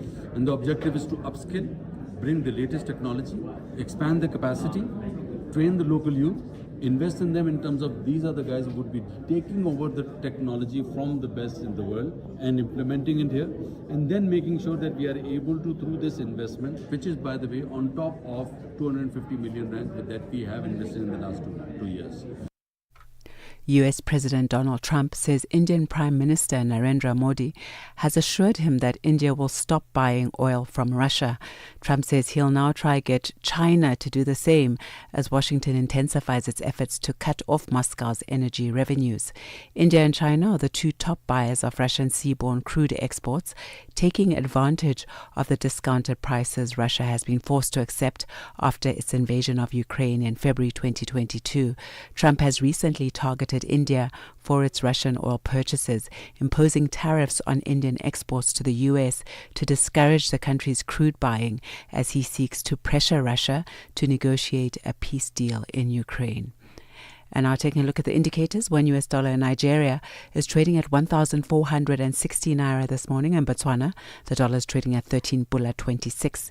Kenya at 128 shilling and 8. And in Zambia, it's at 22 kwacha 52.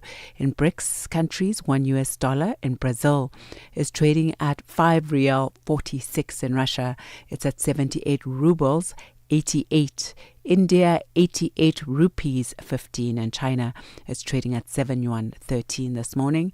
And in South Africa, at 17 rand 32 cents this morning, a bit stronger than the 17 rand 38 cents yesterday morning. $1 is trading at 74 pence to the British pound and 85 to the euro. Looking at commodities, gold is trading at $4,233 per ounce, platinum at $1,672 per ounce, both higher this morning, while Brent crude oil is at $62.49 a barrel. Those are your business news. For any business news stories you'd like to share with us, please send an email to newsroom@channelafrica.co.za or call us on +2711 714 4459. For Channel Africa Business, I am Bontle Hetbush. Business news on Channel Africa. The African perspective. The surge in global debt is driven by G20 countries, according to the International Monetary Fund, the IMF. Global public debt levels are expected to rise above 100% by 2029, and that's the highest level ever since 1948. Now, this is all happening whilst emerging economies on the continent remain burdened by the high cost of debt, an issue the African bloc hopes to have addressed at the G20 Head of States meeting taking place in Johannesburg, South Africa in November. Dimakazo Leshuro has the details. G20 countries are racking up debt and fast, pointing to deteriorating fiscal risks. These countries collectively account for around 85% of global GDP and represent 75% of global trade, but they are living beyond their means with debt levels fast reaching record highs. Vitor Gaspar, a director at the IMF's Fiscal Affairs Department, says countries need to rein in borrowings and rather spend existing budgets smarter. In such scenario, public debt would be at its highest level since 1948. Moreover, the distribution of risks is tilted towards debt accumulating even faster.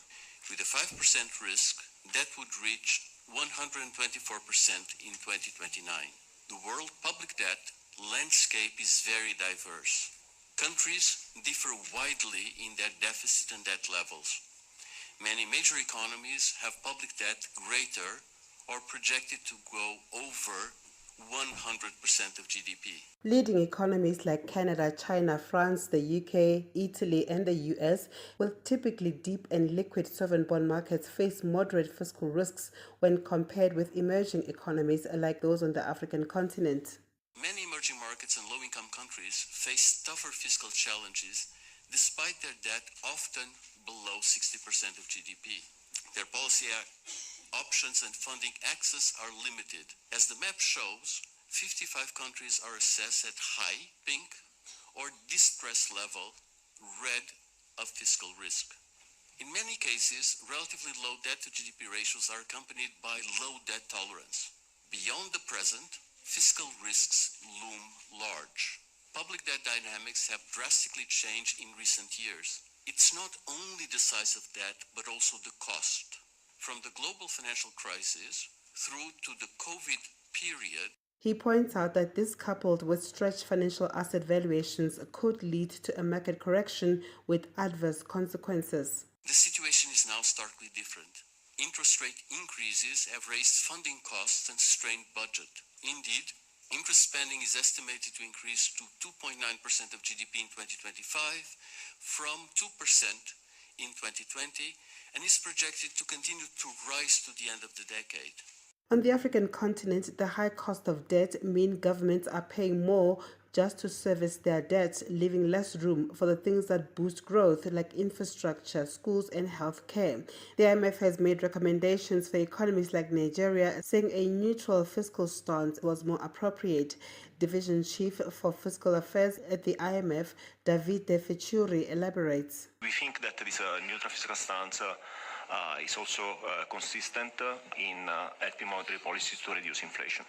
But let me tell you more about the structural characteristics in terms of our recommendation for countries as Nigeria. And our policies advice has been both on the revenue side as well on the spending side.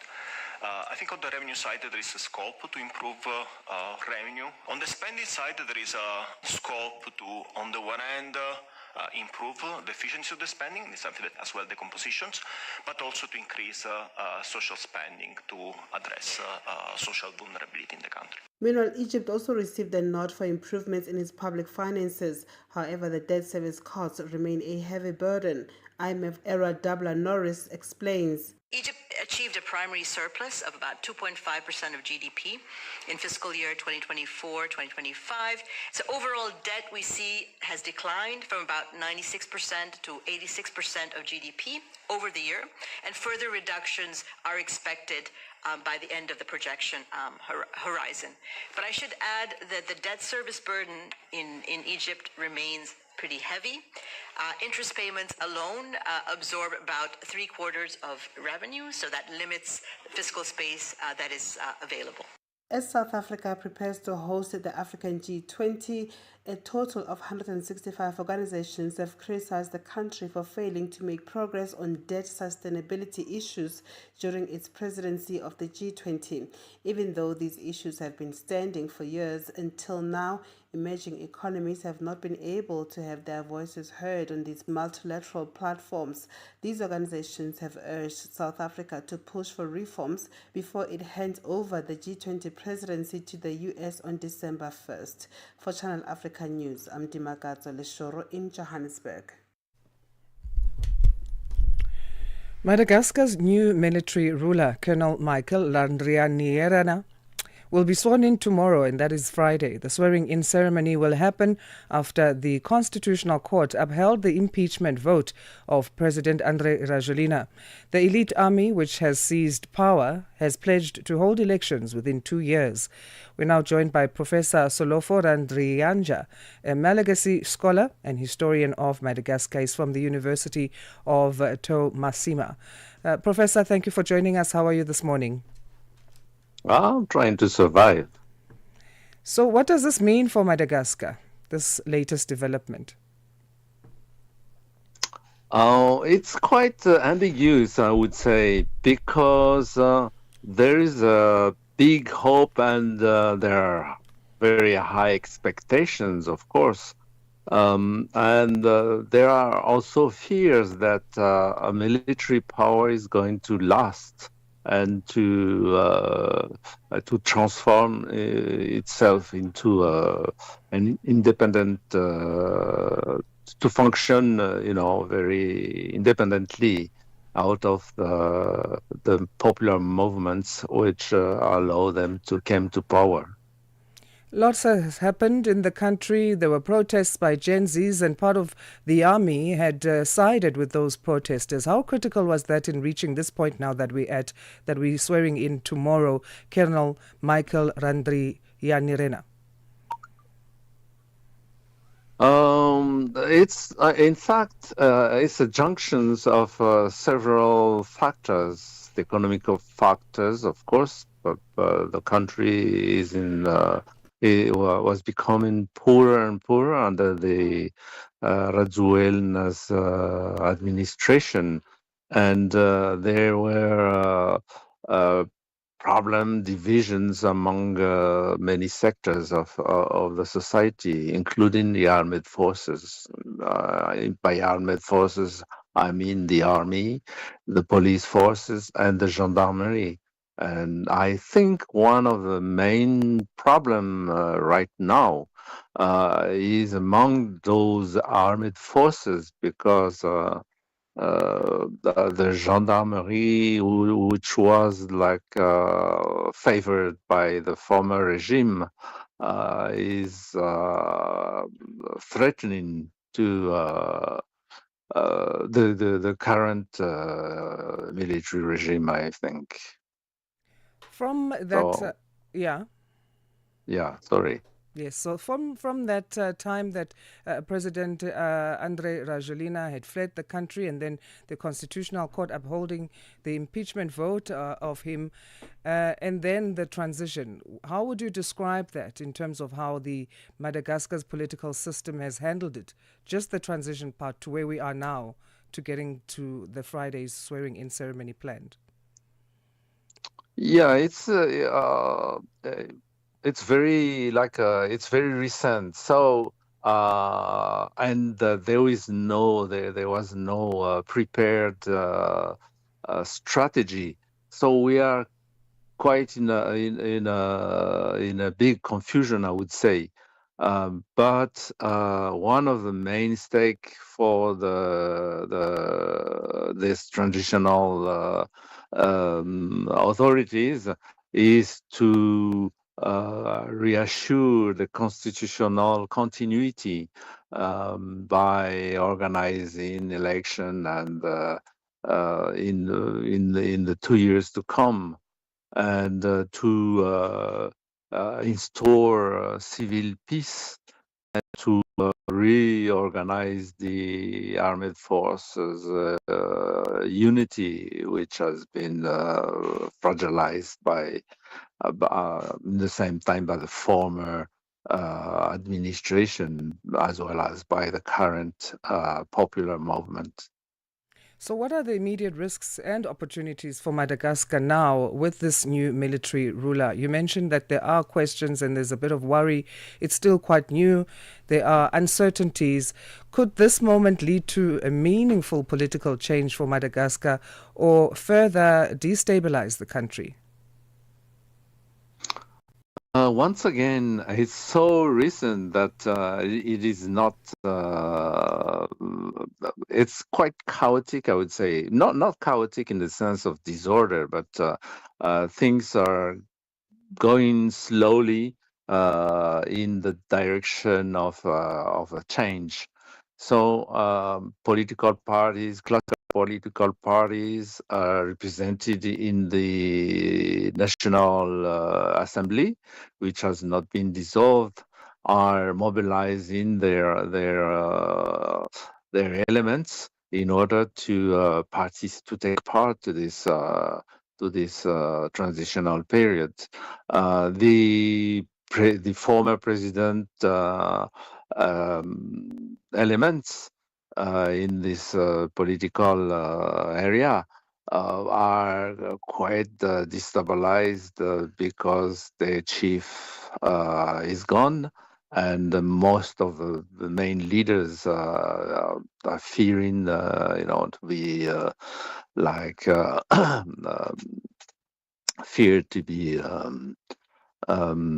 persecuted. So, certainly still quite early to make predictions in terms of what political stability or instability could look like for Madagascar. But schools had also been disrupted. Businesses were closed as a result of everything that's transpired. What's happening on that front? Have things changed? Has it gone back to business as usual? Yes.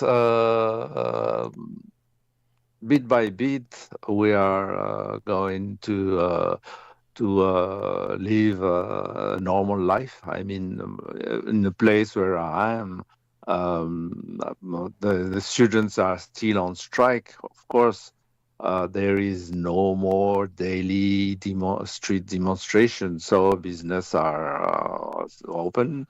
Administration, our offices are open, but everybody is like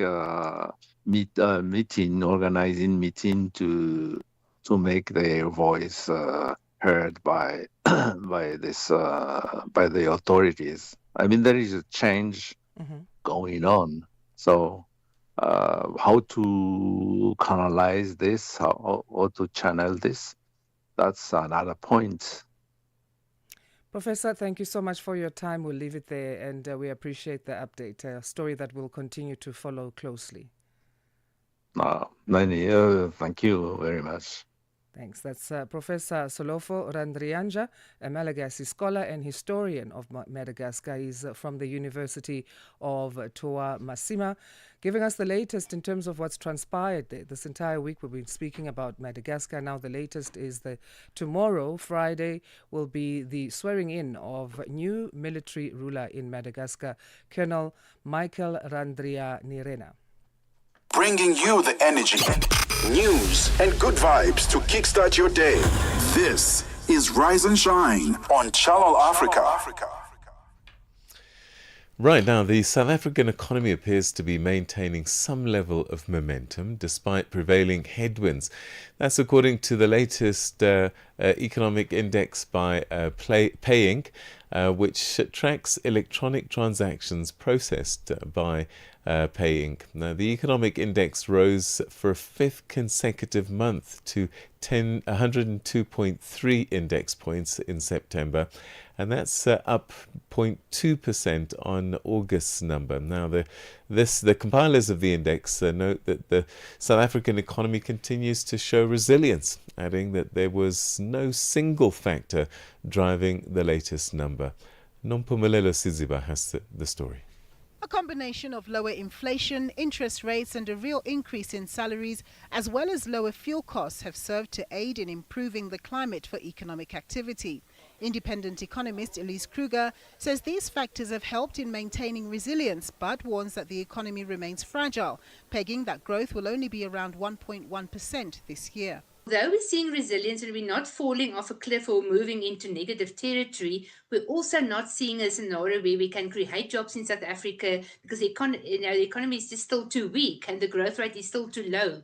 And on the contrary, we're actually seeing some job losses being announced. While the economic index was moving in the right direction, Kruger pointed out that the main headwind globally has been the US import tariffs, the effects of which have still yet to be seen, with South Africa currently heavily hit by 30% tariffs, with local headwinds also affecting sentiment. We also have our structural issues in terms of the underperformance of our rail and ports that are still a hampering factor for economic growth. So all of those, are in combination still giving us a fairly difficult business environment. And from the point of view, to look at the index and still see some growth from month to month, in my view, is really speaking to the resilience of businesses despite all these challenges that we are experiencing. Kruger says more downward rate action would be great for the economy, but despite some of the economic headwinds, she doubts the Reserve Bank will make any moves on rates for the balance of the year. As much as I think the lower interest rate scenario is one of the tailwinds at the moment for the economy, it would be great to see further cuts. But it's not my base case to see a further cut from the Reserve Bank at this point in time, as consumer inflation is at this point moving upwards from levels that were quite low for us for the past 6 months. We are now moving into higher numbers towards 4% into the end of the year, early next year. So in terms of trajectory of headline CPI, I would be surprised for the bank to cut rates at this coming meeting. The latest index comes a day after ratings agency Moody's praised South Africa this year and 1.6% in 2026, warning that it expected the country's debt levels to remain elevated. Nompumelelo Siziba, SABC News, Johannesburg.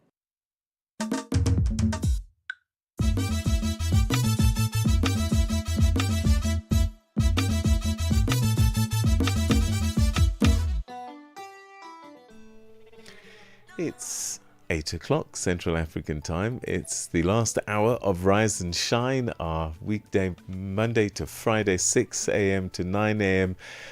News and current affairs program, Rise and Shine. And if you want to be kept up to date, this is the best place to start, all about the continent. My name is Peter Ndoro, and we're broadcasting live from our studios in Johannesburg, South Africa, on Channel Africa. With the African perspective, Asanda. Yeah, my name is Asanda Beda. Thank you for joining us for the third and final hour of the program on this Thursday, the 16th of October. In this hour, we look at malnutrition, we look at hunger, we look at famine, as it is World Food Day. We'll be starting with the example of Nigeria, who are battling a worsening malnutrition crisis, and then looking at a global and continental overview with one of our guests on that same topic. There'll be more stories, of course, coming up in this hour. Let's start with our news. Here's Jwalane Tulo Ngwepe to give us that update, and then following her is Fikile Lingwati with our sports headlines. SABC News. The African Perspective. Thank you, Asanda. Good morning. Madagascar's new military ruler will be sworn in tomorrow. The swearing-in ceremony will happen after the Constitutional Court upheld the impeachment vote of President Andry Rajoelina. The elite army, which has seized power, has pledged to hold elections within 2 years. South Africa's Police Minister Senzo Mchunu will appear before Parliament's ad hoc committee today. The committee was established to investigate the KwaZulu-Natal Police Commissioner Ndladla Mkhonazi's allegations of criminal infiltration, corruption and political interference in the justice system. Mkhonazi has alleged that Mchunu, who is on special leave, has links to businessman Brown Mogotsi, who in turn has access to crime intelligence. The committee's chairperson, Molapi Lekhanyane. We will have the Minister Mchunu, the evidence leader will take him through probably until 5 or 6 in the evening. And then we will then continue the following day and probably finish around 1, 2 or 3. Minister Mchunu will come back on Tuesday for questioning by members where we can run up until any time we want to. Meanwhile, the presidency in Parliament says they will investigate the conduct of the Inspector General of Intelligence, Imtiaz Faisal. President Cyril Ramaphosa suspended him yesterday. Faisal's name came up on numerous times before Parliament's ad hoc committee.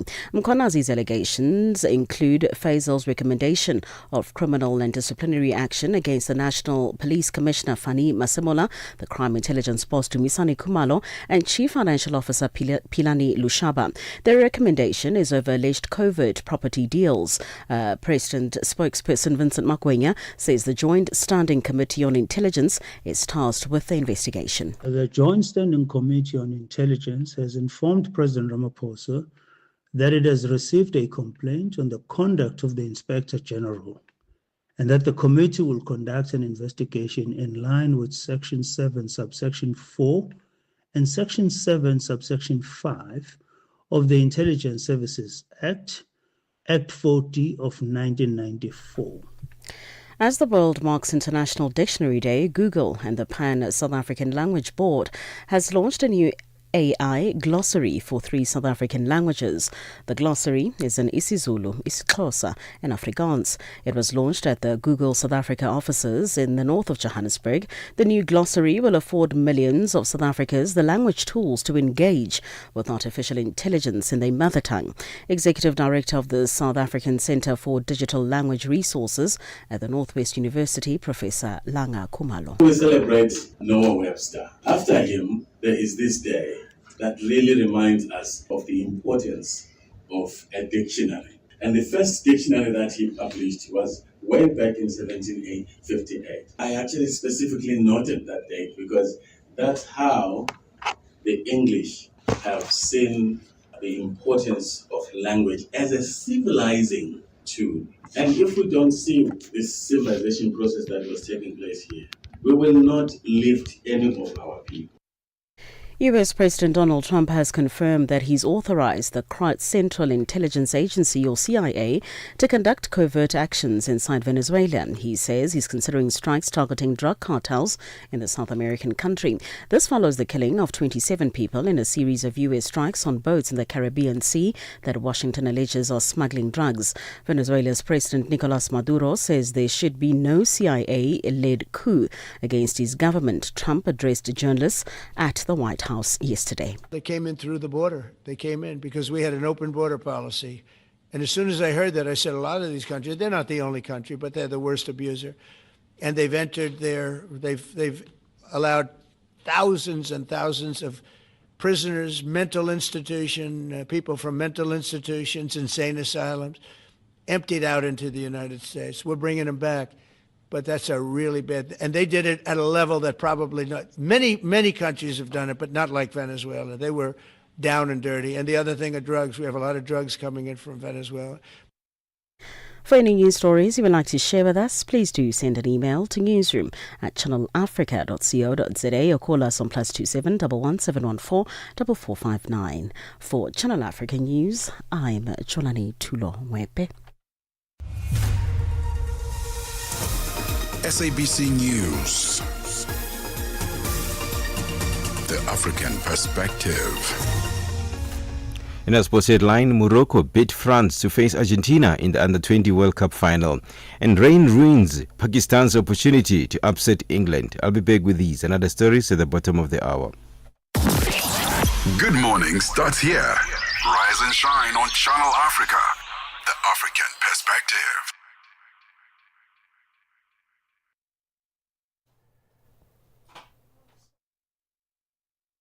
Get Channel Africa on DSTV Audio Bouquet. Channel 802. Got something to say? Are you passionate about issues that matter? Do you have a voice that deserves to be heard? Well, we've got the perfect platform for you. Call in or drop us a WhatsApp on +27 63 406 9126. And we will call you back so you could have your say and be part of the conversation. 30 years of age. I just turned 30 on the 15th of November. So that's who I am, you know. It's not just talk. It's your chance to air your views. Share your opinion. Engage with the community that values your perspective. Follow us on our social media. Visit our website at www.channelafrica.co.za and get ready to share your views on Channel Africa, the African Perspective. Wake up, Africa. Peter Ndoro and Asanda Beda are here to help you rise and shine. Weekdays, 6 till 9 a.m. Central African Time. Only on Channel Africa.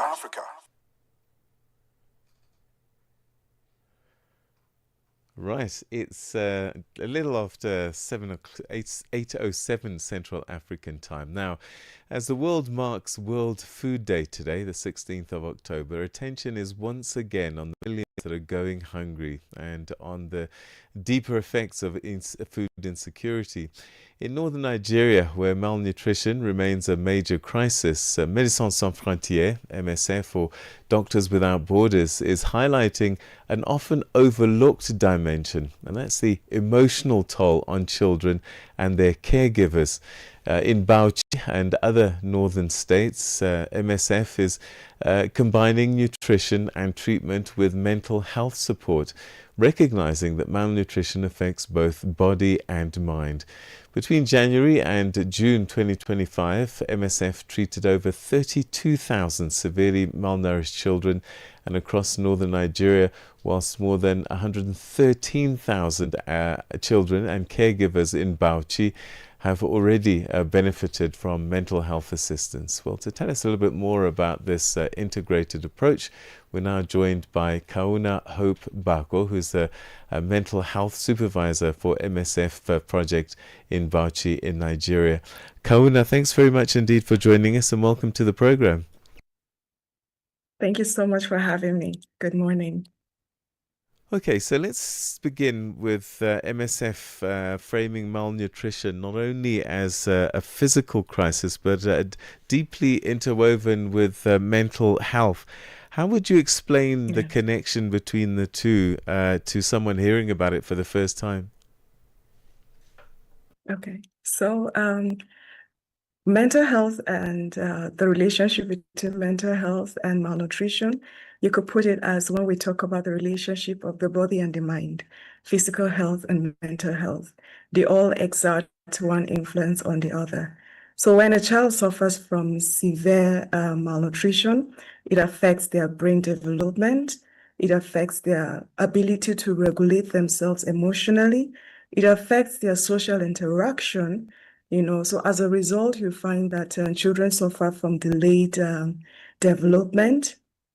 Can you still hear me? Okay. They suffer from delayed development.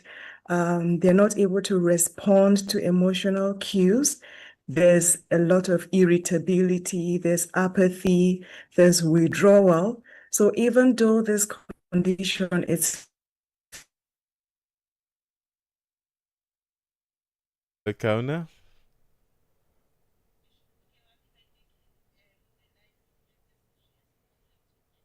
All right. Get Channel Africa on DSTV Audio Bouquet. Channel 802. All right, let's see if we've got Kauna now again back on the line. Kauna, can you hear me? so it's All right. yes, I can. Okay, great. We're having a little bit of network issues there, but in your experience in Bauchi, what emotional or behavioral signals do you see and observe that are peculiar to severely malnourished children, and what do they exhibit? How can one tell that this behavior, this emotional symptom is about malnutrition? So the first symptom you could see is the irritability. The child is not consolable, the child is cranky, and there's this withdrawal from the environment, from even the caregiver. So the attachment and the bonding that is usually found between children and their caregivers is a bit disconnected. There's a detach because the child is suffering. There's you would also find an inability to respond to emotional cues. So you could be trying to pacify the child, you're trying to play with the child, you're trying to stimulate the child, but he's blank. The affect is blank.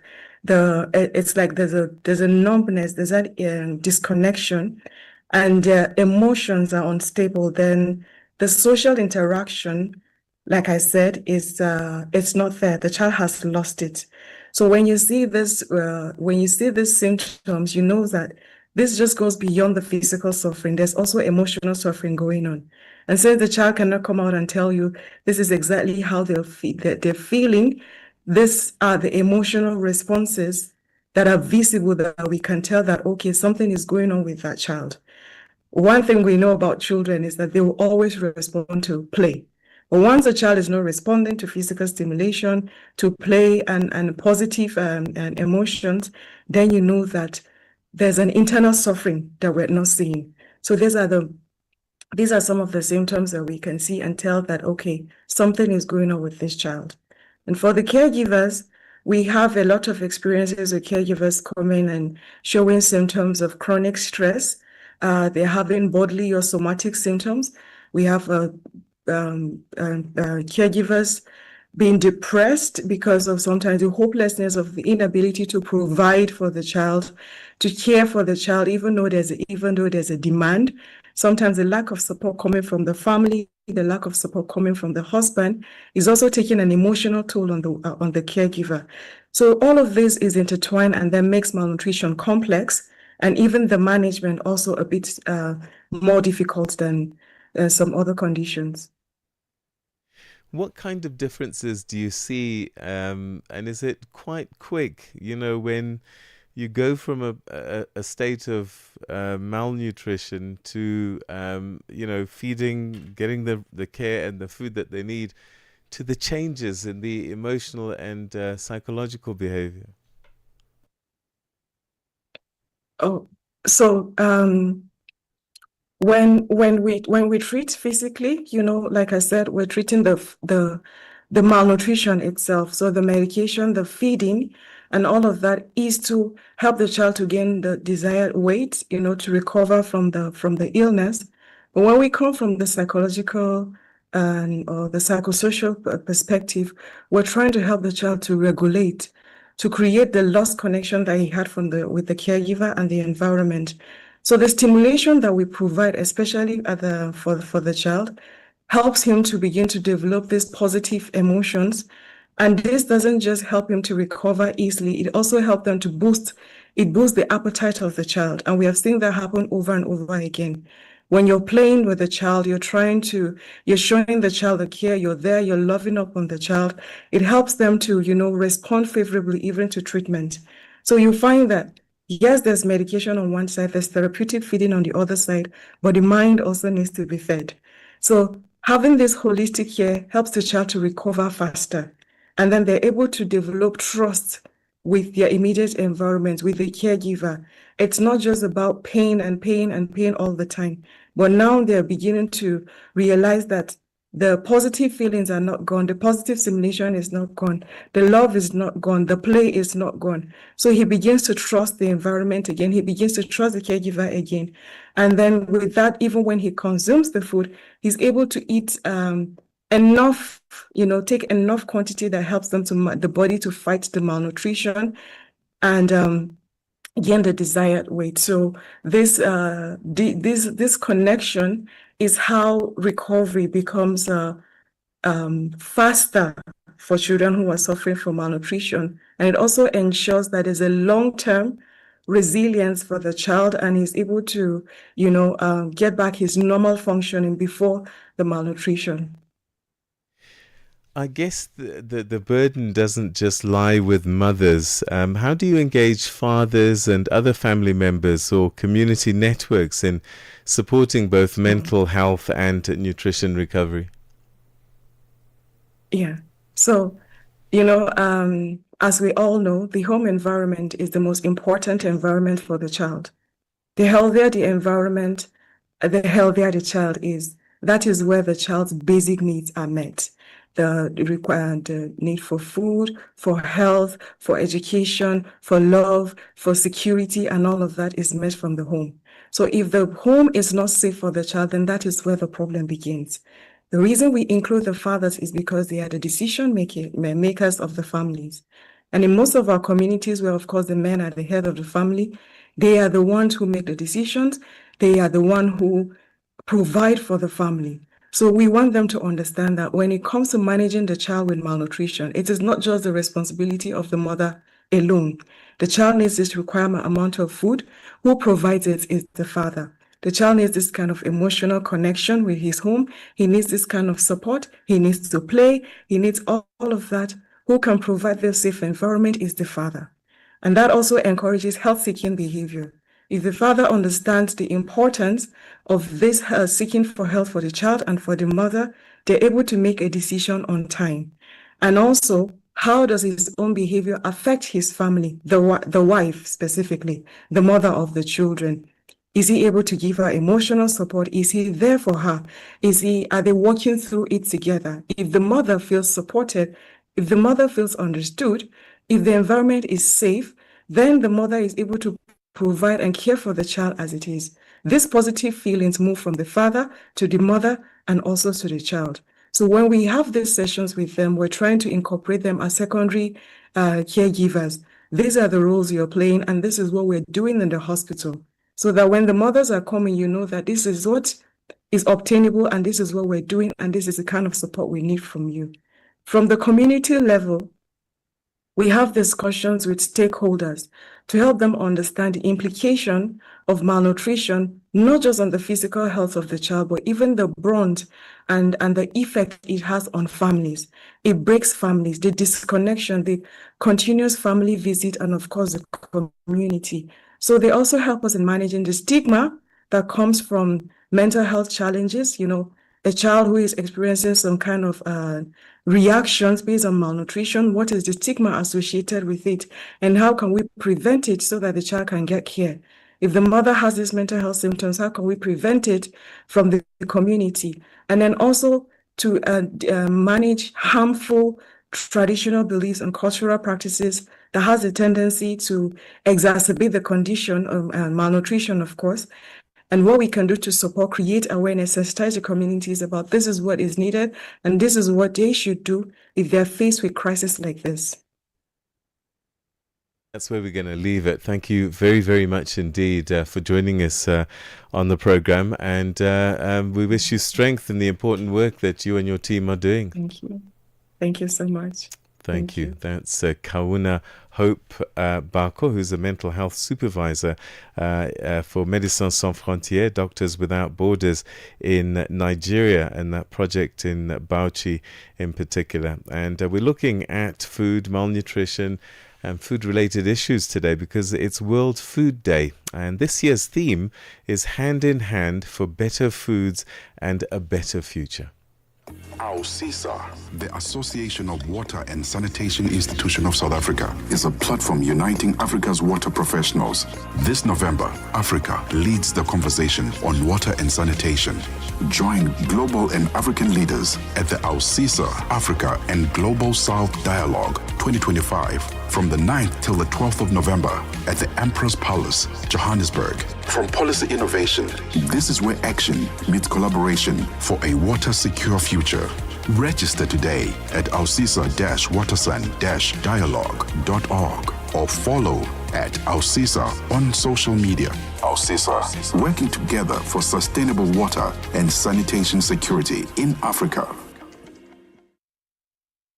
Africa at Play with Neto and ETO Germany. I've witnessed something fresh, something exciting, and something very inspirational from the president of the country, William Ruto. Whenever athletes are performing to their best level, he always comes on board to reward those athletes, be it football, be it athletics, and not leaving it up to the sport ministry. The president realizes that sports is a business, and for that reason, he also reduces the number of people who are jobless, because sports now is such a serious business, and for that reason, commercialization of sports is a major way of improving or increasing employment opportunities for the young people, and that is why the president has been very persistent in trying as much as possible to inspire more sports personalities to reduce the baggage of the people who are struggling to get job opportunities in the country among the young people. Francis F.M. Mutegi, our correspondent from East Africa in Nairobi, Kenya. Live every Saturday and Sunday from 2 to 5 p.m. Central African Time. From Cape to Cairo, Dakar to Dar es Salaam. Rise and shine with Peter Ndoro and Asanda Beda on Channel Africa. And we stay with that topic of Food Day, and we speak now to Clara Park, who's Senior Gender Officer at the Food and Agriculture Organization, a specialized agency of the United Nations that leads international efforts to defeat hunger and improve nutrition and food security. The United Nations says as we mark World Food Day today, more than 8% of the world population, or around 673 million people, are not getting enough to eat and are going hungry. Clara, thanks for joining us. Good morning to you, first of all. Good morning, Asanda. Thank you for having me, and good morning, everyone. Our pleasure. What are the main causes of hunger in Africa? The figures are that 1 in 5 people face hunger on the continent. The global is 1 in 11. So this is quite alarming.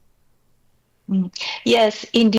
So it really shows that, first of all, that though there has been progress in the reduction of hunger globally, the progress has not been even. It also shows that the need to accelerate efforts to transform agri-food systems and the way they deliver benefits to the population, especially those in most vulnerable and marginalized conditions. The data also shows us that gender inequalities are still shaping the way in which hunger and malnutrition especially affects women and children disproportionately. So we know that, for example, there's been an increase in the global prevalence of anemia among women aged 15 to 49. And that also the percentage of infants under 6 months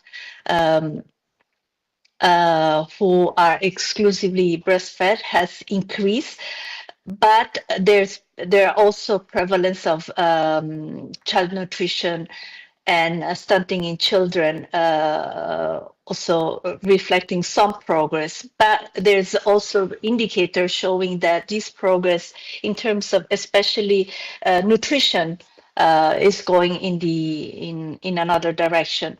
So all in all the indicators are telling us that we need to accelerate actions towards making food systems deliver better and in a more sustainable way. It's not just about production, it's also about distribution of food, and it's also about sustainability and inclusiveness. Right. And that was actually going to be my next point. So let me move on to this one then, in terms of the criteria that we use to determine and declare famine in any country. What is it? And who bears the most brunt or the biggest brunt of food insecurity in who's mostly affected on the continent?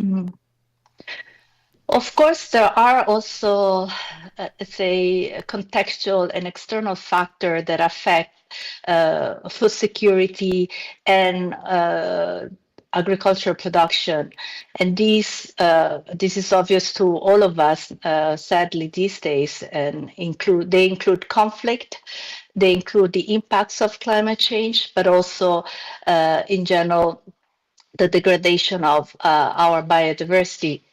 So when we talk about food system transformation, we cannot we really need to be looking at all three pillars of sustainability.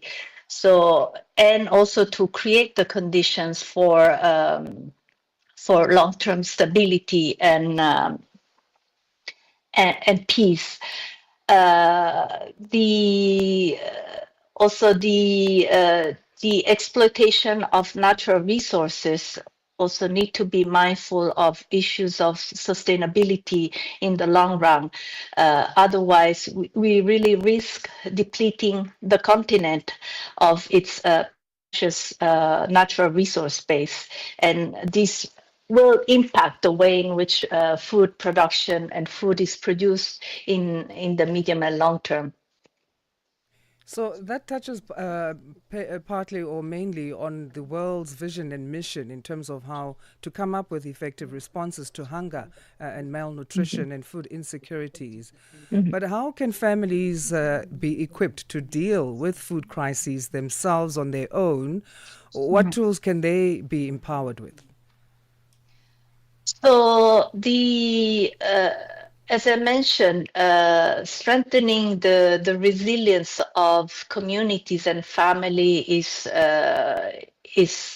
of course part of the answer, because to the extent that people are also put in a condition to plan and to be more resilient to crises and shocks, they will be also in a better position to face this crisis and to build their long-term resilience. And I'm especially looking at those who are in agriculture production, but also those who work in all along value chains, and rely heavily on farm, but also off farm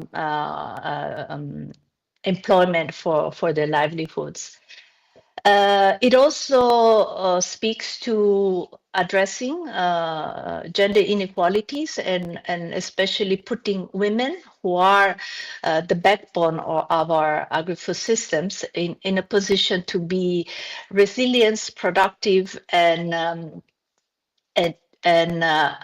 contribute even more than they do at the moment to the food security of their households and family. We know that when women are empowered, they do invest in their in the nutrition, food security of their family, their health of their children and family members, and overall contribute to economic growth.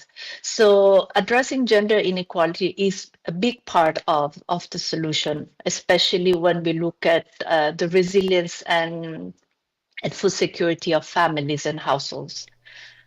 Clara, thank you so much for your valuable insights. We appreciate your time again here on Rise and Shine. Thank you so much for having me, and happy World Food Day, everyone. Thank you. Clara Park is Senior Agenda Officer at the Food and Agriculture Organization. This is a specialized agency of the United Nations that leads international efforts to tackle hunger and improve nutrition across the globe. Of course, today being declared by the United Nations as World Food Day. Let's get our news headlines now. It's 8:30 Central African Time. Here's Jolani Tulo Mwebe. SABC News. Headlines. The African Perspective. Thank you, Asanda. Good morning. Making headlines, the South African National Defence Force, Border Management Authority and other stakeholders stationed at the Beitbridge border post outside Musina in the Limpopo province are today expected to present their challenges to Parliament's Joint Standing Committee on Defence. Madagascar's new military ruler will be sworn in tomorrow, and finally a fragile two-day ceasefire is underway between Pakistan and the Afghan Taliban after renewed border clashes. I will have details on these and other stories at 9 o'clock. SABC News. Headlines. The African Perspective.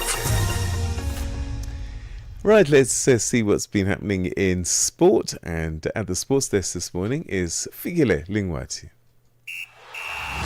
Sports on Channel Africa. The African Perspective. We kick off with football news. Morocco has qualified for the grand final of the FIFA Under-20 World Cup after overcoming France in an epic and tense semi-final that was decided by a penalty shootout. After 120 minutes of intensity, the score remained a tight 1-1, forcing a dramatic finish where the young Atlas Lions demonstrated unbreakable mental strength. With a final result of 4-2 in the penalties and Morocco making history, they will now face Argentina in the final. Some more football news. South African Football Association SAFA NEC member Pubi Govindasamy has praised Hugo Broos for leading the team to its first World Cup tournament since South Africa hosted the showpiece in 2010. Bafana Bafana qualified for its first FIFA World Cup since 2002. The convincing 3-0 win over Rwanda in Mbombela sealed Bafana's qualification for the 2026 FIFA World Cup in the Americas. Govindasamy says Bafana Bafana will be a powerhouse not only in Africa but on the global stage if they can get the same funding as the country's national rugby and cricket teams. That if government spends more money on South African football, like all the white businesses spend money on rugby and cricket, we can be a powerhouse, not only in Africa, but in the world at large. We have the players, we have the talent, we have the administrators.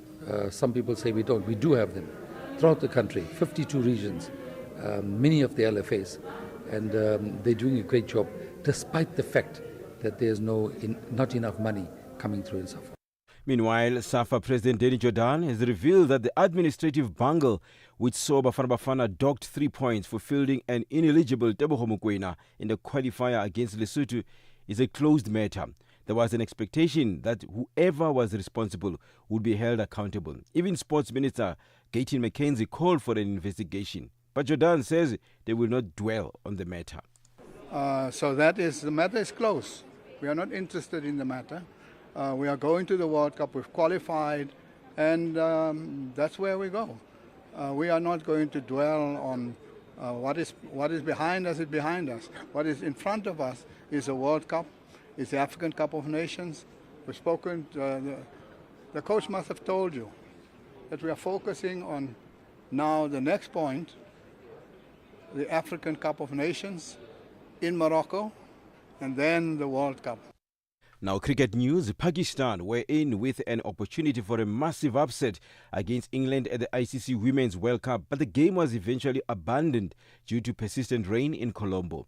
England were rocked by Fatima Sana, whose 4 for 27 was a masterclass in swing bowling either side of a lengthy rain delay as they posted 133 for 9 from 31 overs.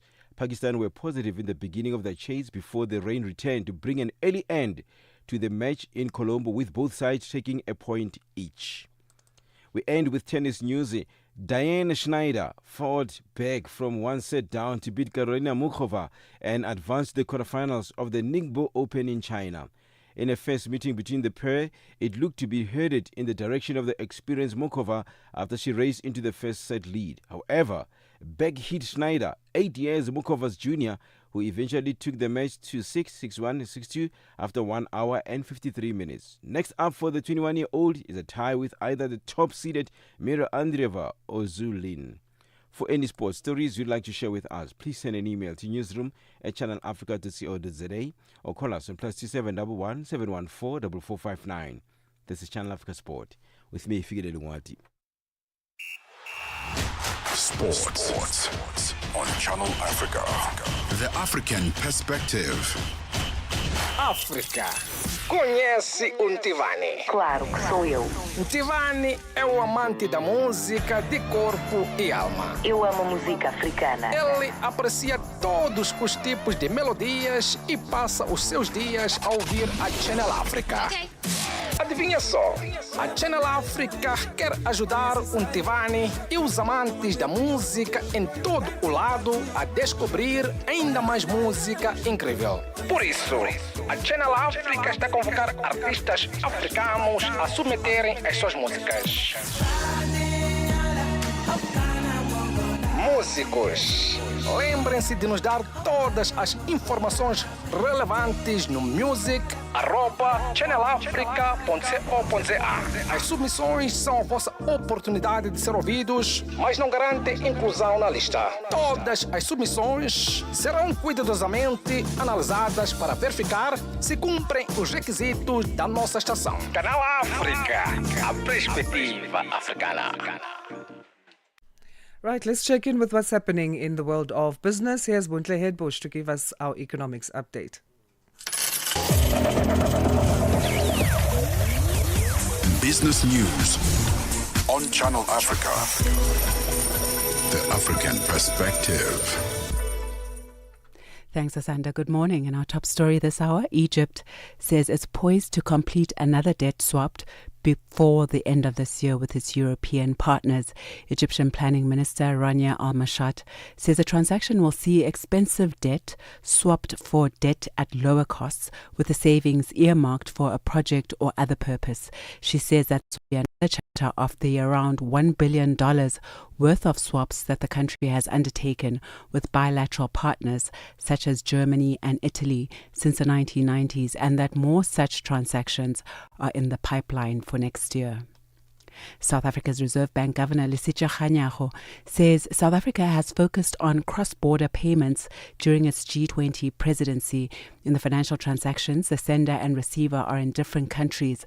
The payments can involve different currencies and must navigate various regulations and banking systems that individuals, businesses or banks make through bank transfers, digital wallets or card-based payments. The G20 Heads of States and Government Summit will take place in Johannesburg next month, after which the US will take over the presidency of the bloc. Kganyago was speaking at the sidelines of the IMF and World Bank annual meetings in Washington, D.C. Sub-Saharan Africa has one of the highest costs in terms of cross-border payments, and it was very important that we elevate that work.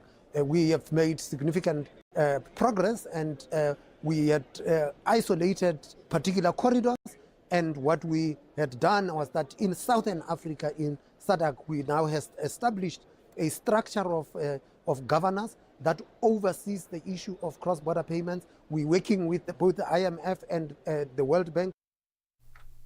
Managing Director for Botswana's state-owned Okavango Diamond Company, Metla Masire, told a mining summit in Gaborone, Botswana, that the business will start selling diamonds to contracted buyers next month.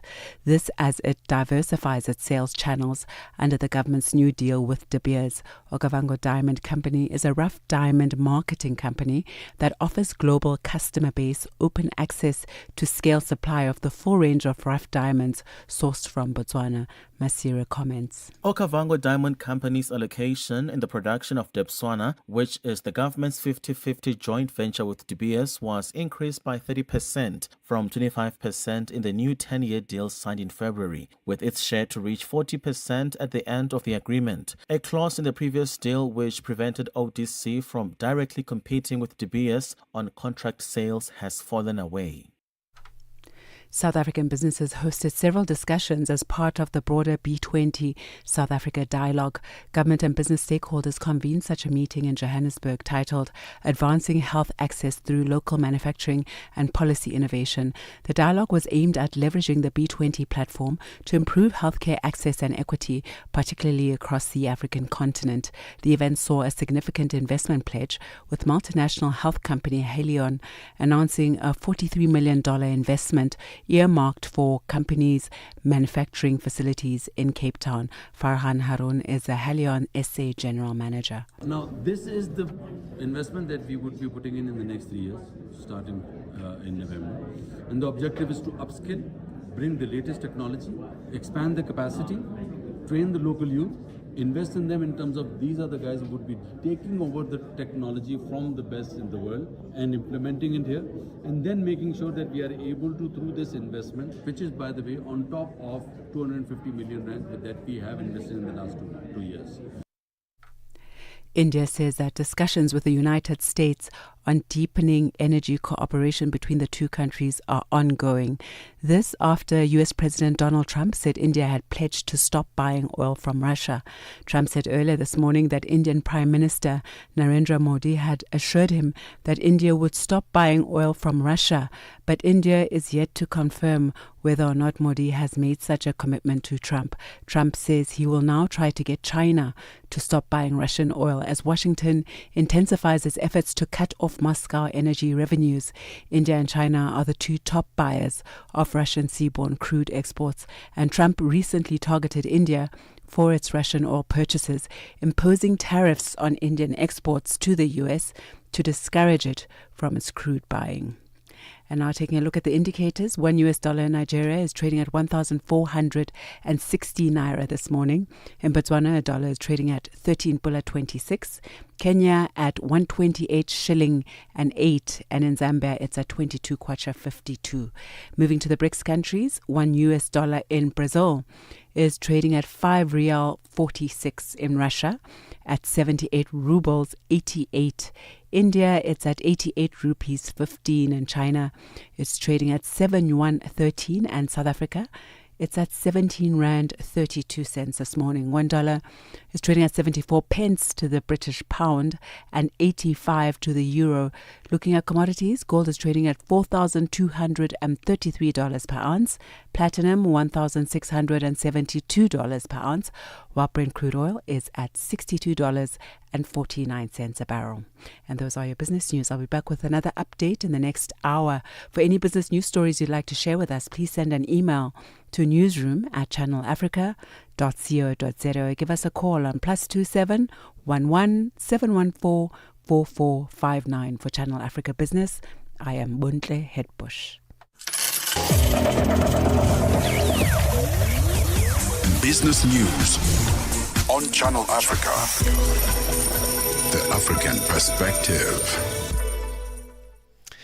Exhibitors at the ongoing Export Symposium and Expo, currently taking place in Midrand, just north of Johannesburg in South Africa, organised by the South Africa's Department of Trade, Industry and Competition, have voiced concern about the growing challenges that local businesses are facing when exporting goods beyond the country's borders. The event aims to address recent shifts in global trade, including rising tariffs, highlighting the urgent need for South Africa to diversify its markets, enhance value addition, and also increase the participation of micro, small and medium-sized enterprises, as well as historically disadvantaged businesses in both regional and global value chains.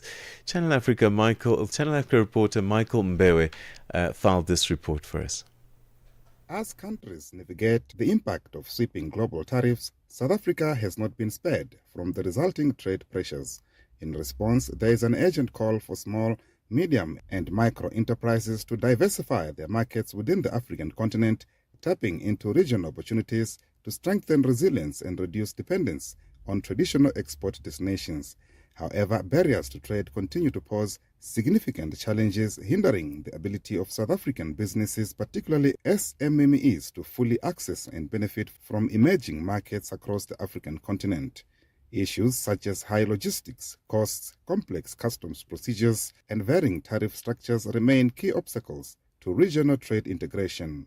Junior Adise from Ghana, owner of a fashion designing company, Tribe Afrique, that exports finished products to Africa and Europe, shares his export nightmares. Exporting, especially from Africa and particularly South Africa, is very, very tedious, especially for local businesses like mine. We are currently in about 14 countries, mainly Europe, and we face severe challenges, especially with regards to the cost and then the logistics and then the documentation and requirements for you to be able to export to Europe, because we export most of our products to Europe. So funny enough, like our last export was done yesterday to Germany, and we had to put a hold on it because the kind of documentation that was required by the customs in Europe, specifically Germany, it was so tedious. We didn't anticipate that, and then we had to pause the export so that we can arrange all the documentation for it for our products to be able to reach there without any challenges. He further lamented that shipping within Africa is often more expensive than exporting to Europe, making intra-African trade less viable for small businesses. In other African countries, it's mainly about the cost, the cost of shipping. Shipping to other African countries are very, very, very expensive. So it may not even make any business sense for you to ship to another African country because it may cost 2 or 3 times the price to ship to an European country. So you rather do that than ship to a fellow African country because it wouldn't make a business sense. Meanwhile, the currency in that country is low. So when you pay that much for shipping, you still can't sell your products at a higher price because the currencies are not performing. Adise also pointed to tariff barriers as another major challenge, increasing the cost of locally produced goods despite competitive production costs. With regards to tariffs, so most of these countries have got tariff boundaries, which makes you pay tariffs on certain products, thereby increasing the cost of your products in relative to other products that are being sold on the market. So even though the cost of production of your products are very low, the tariffs that are put on your products make the prices substantially high. Another exhibitor, Nobutle Mlambo from Inala Suppliers, an SMME that makes different traditional crafts through wires from KwaZulu-Natal province, says she has the right export documentation but struggling with international clientele. I do have registered the export certificate. I think that's the document that is needed. I do have one, but as you were asking about challenges we are facing, we don't have clients from outside countries that we can export our products to. So if we can get at least even if it can be one client that can timelessly put orders and then we export, like every month we have things that we are exporting, that will give us something good. That will be something good for us. Meanwhile, Gwen Zwane, CEO and founder of Lafezeka Natural Hair Products from Cape Town, who exports her products to neighboring countries and is looking for more partnerships, decries the cost of exporting goods abroad. Currently, I'm taking my product to our neighbor countries like Lesotho, Botswana, Zimbabwe. Yes, but mostly our clients are based here in South Africa, even though we have been trying to make sure that we get a correct documentation and certification so that we are able to establish partnership for exporting to other countries. Currently, the funds that they require for documentation, sometimes it's expensive. Also with the borders, the custom, they require a huge amount of fees that you need to pay. Each and every country, they've got different regulation that they require. Also, I need funds to make sure that I get the correct documentation. Michael Mbewe, Channel Africa News, Johannesburg. As the world marks International Dictionary Day today, we spoke about this earlier on the show.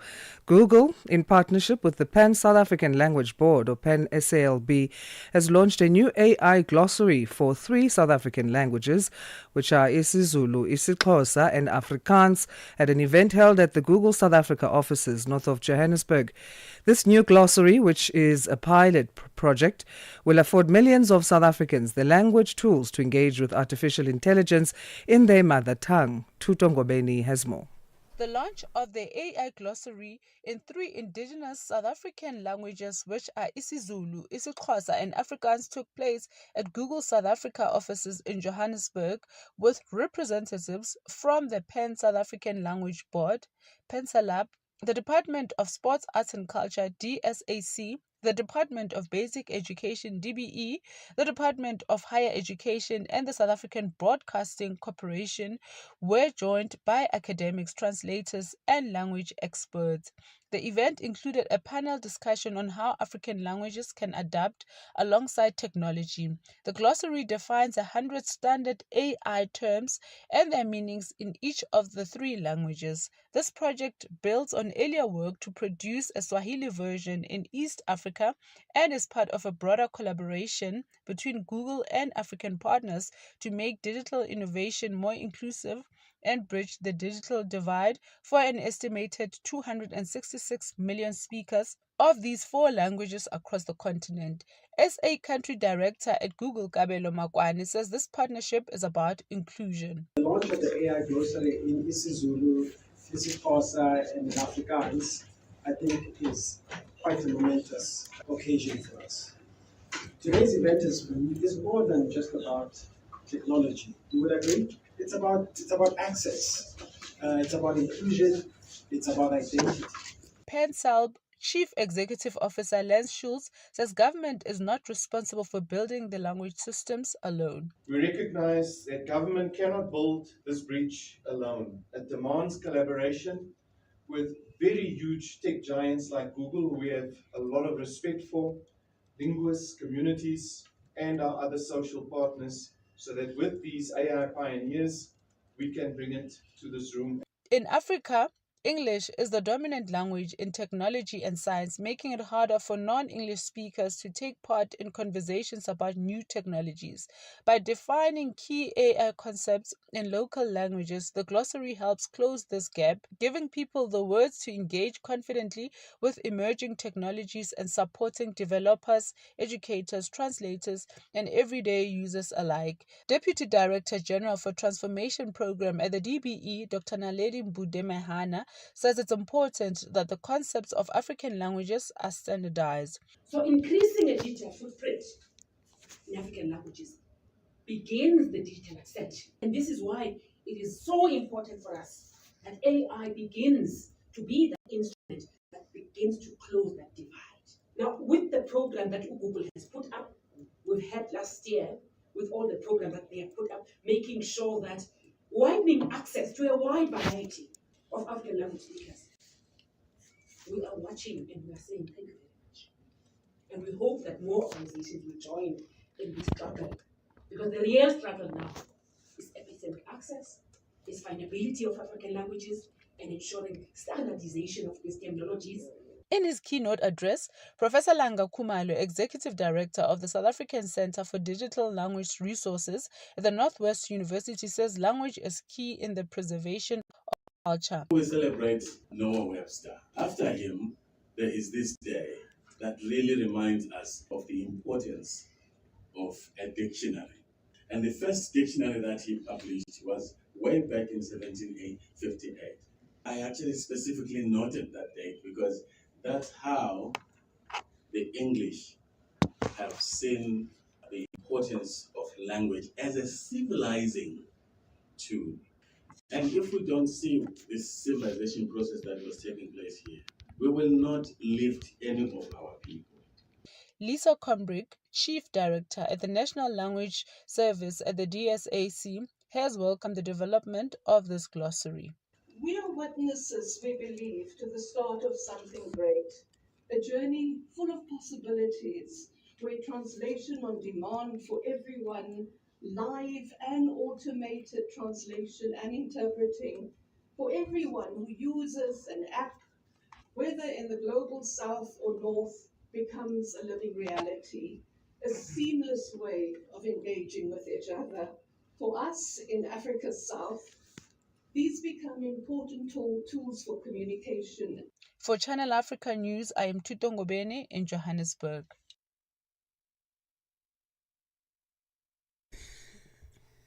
World Dictionary Day as well as World Food Day. Such two different topics, Yeah. but they're all in one day. We were just saying now every day has some significance in the Yes. world. It's declared something somewhere. How did you use your dictionary as a kid? I mean, my dad, do you know what? He bless him, and may he rest in peace. But he really did help us as kids. He would say to us, read a page of the dictionary every single day. And it's amazing how many words you actually learn just by paging through this thing. And it was a wonder for me. Some crazy words that you learn over time, but I don't know, we just don't do that anymore. And sadly, nowadays, with the way we tweet and write messages with truncated abbreviations. That you How don't even are you? understand. HRU. Oh my word. Do you know what I mean? We now got to a point where there are actually no proper words anymore. No proper words, no proper sentences. Emails are not as formal as they used to be written. Exactly. But yeah, I used to use mine for our English poetry. We used to be put in positions where we had to write poetry from scratch. Wow. So creative writing, so that the dictionary came in handy there. And we had orals. I don't know if they still have those, where you stand up in front of the class and we you make used a to do speech those. about something, but they give it to you on the last minute, like literally 5 minutes to Really? go. They'll say, talk about this item or talk about an apple. Ashwin, And now you must went talk to there. You went to a tough school, man. No, it was tough. It was tough. It was an English medium, yes, but it was also based in the English way of teaching, which is tough, eh? I wonder what it is like nowadays. I don't know. Maybe because I've got grey hair, I do value the old school system. Yeah. Do you know that I studied Latin at school? And do you still remember any of it? Latin, yeah, I do.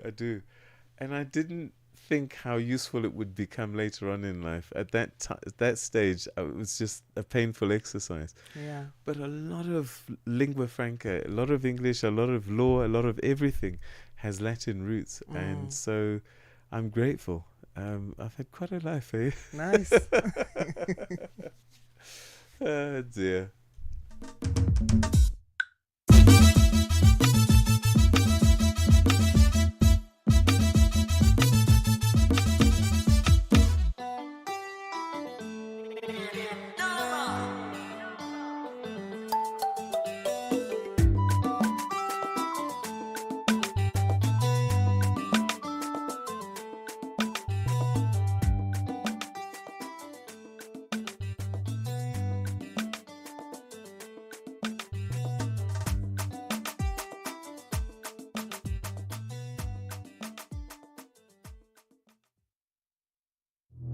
Got something to say? Are you passionate about issues that matter? Do you have a voice that deserves to be heard?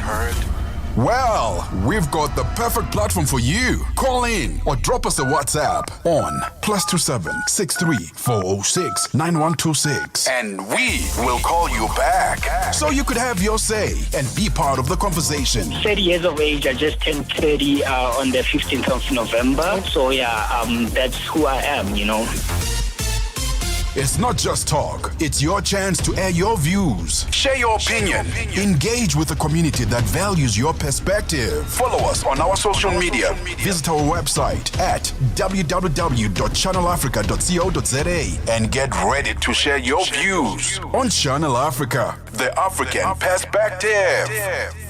Africa at Play with Neto and ETO Chemane. I've witnessed something fresh, something exciting, and something very inspirational from the president of the country, William Ruto. Whenever athletes are performing to their best level, he always comes on board to reward those athletes, be it football, be it athletics, and not leaving it up to the sport ministry. The president realizes that sports is a business, and for that reason, he also reduces the number of people who are jobless, because sports now is such a serious business, and for that reason, commercialization of sports is a major way of improving or increasing employment opportunities for the young people, and that is why the president has been very persistent in trying as much as possible to inspire more sports personalities to reduce the baggage of the people who are struggling to get job opportunities in the country among the young people. Francis FM Mutegi, our correspondent from East Africa in Nairobi, Kenya. Live every Saturday and Sunday from 2 to 5 p.m. Central African Time.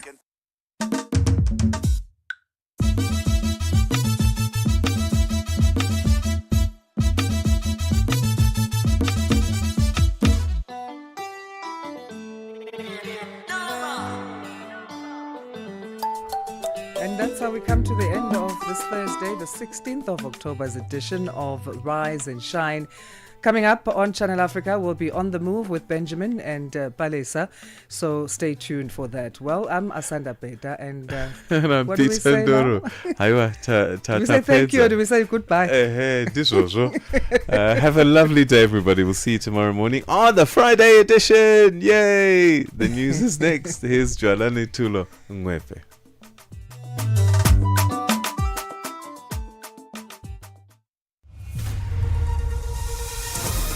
SABC News. The African Perspective. Thank you, Peter. Top stories: Asawa Beit Bridge border post to be in the spotlight in South Africa's parliament, and today marks World Food Day. Good morning. The South African National Defence Force, Border Management Authority and other stakeholders stationed at the Beitbridge border post outside Musina in the Limpopo province are today expected to present their challenges to the Parliament's Joint Standing Committee on Defence. The committee is on an oversight visit to the border post. It visited numerous spots along the borderline near the Limpopo River yesterday.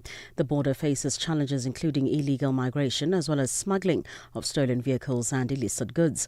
The chairperson of the committee, Dr. Malusi Gigaba, says that they will recommend that the Treasury Department allocates additional funds to the SANDF to enable it to reinforce its border patrols. We will obviously write our reports to Parliament and raise these issues with the department as well as the SANDF, because one of the biggest challenges we are facing in this regard is the fact that the SANDF is severely underfunded. South Africa's Police Minister Senzo Mchunu will appear before Parliament's ad hoc committee today. The committee was established to investigate the KwaZulu-Natal Police Commissioner Ndandla Mkhwanazi's allegations of criminal infiltration, corruption and political interference in the justice system. Mkhwanazi has alleged that Mchunu who is on special leave, has links to businessman Brown Mokhotsi, who in turn has access to crime intelligence. The committee's chairperson, Molapi Lekhanyani. We will have the Minister Mchunu, the evidence leader will take him through probably until 5 or 6 in the evening. And then we will then continue the following day and probably finish around 1, 2 or 3. Minister Mchunu will come back on Tuesday for questioning by members where we can run up until any time we want to. Meanwhile, the presidency says Parliament will investigate the conduct of the Inspector General of Intelligence, Imtiaz Faisal. President Cyril Ramaphosa suspended him yesterday. Faisal's name has come up on numerous times before Parliament's ad hoc committee. Mkhwanazi's allegations include Faisal's recommendation of criminal and disciplinary action against the National Police Commissioner Fani Masemola, the crime intelligence boss Dumisani Kumalo, and Chief Financial Officer Pilani Lushaba. The recommendation is over alleged covert property dealings. Presidential spokesperson Vincent Magwenya says the Joint Standing Committee on Intelligence is tasked with the investigation. The Joint Standing Committee on Intelligence has informed President Ramaphosa that it has received a complaint on the conduct of the Inspector General.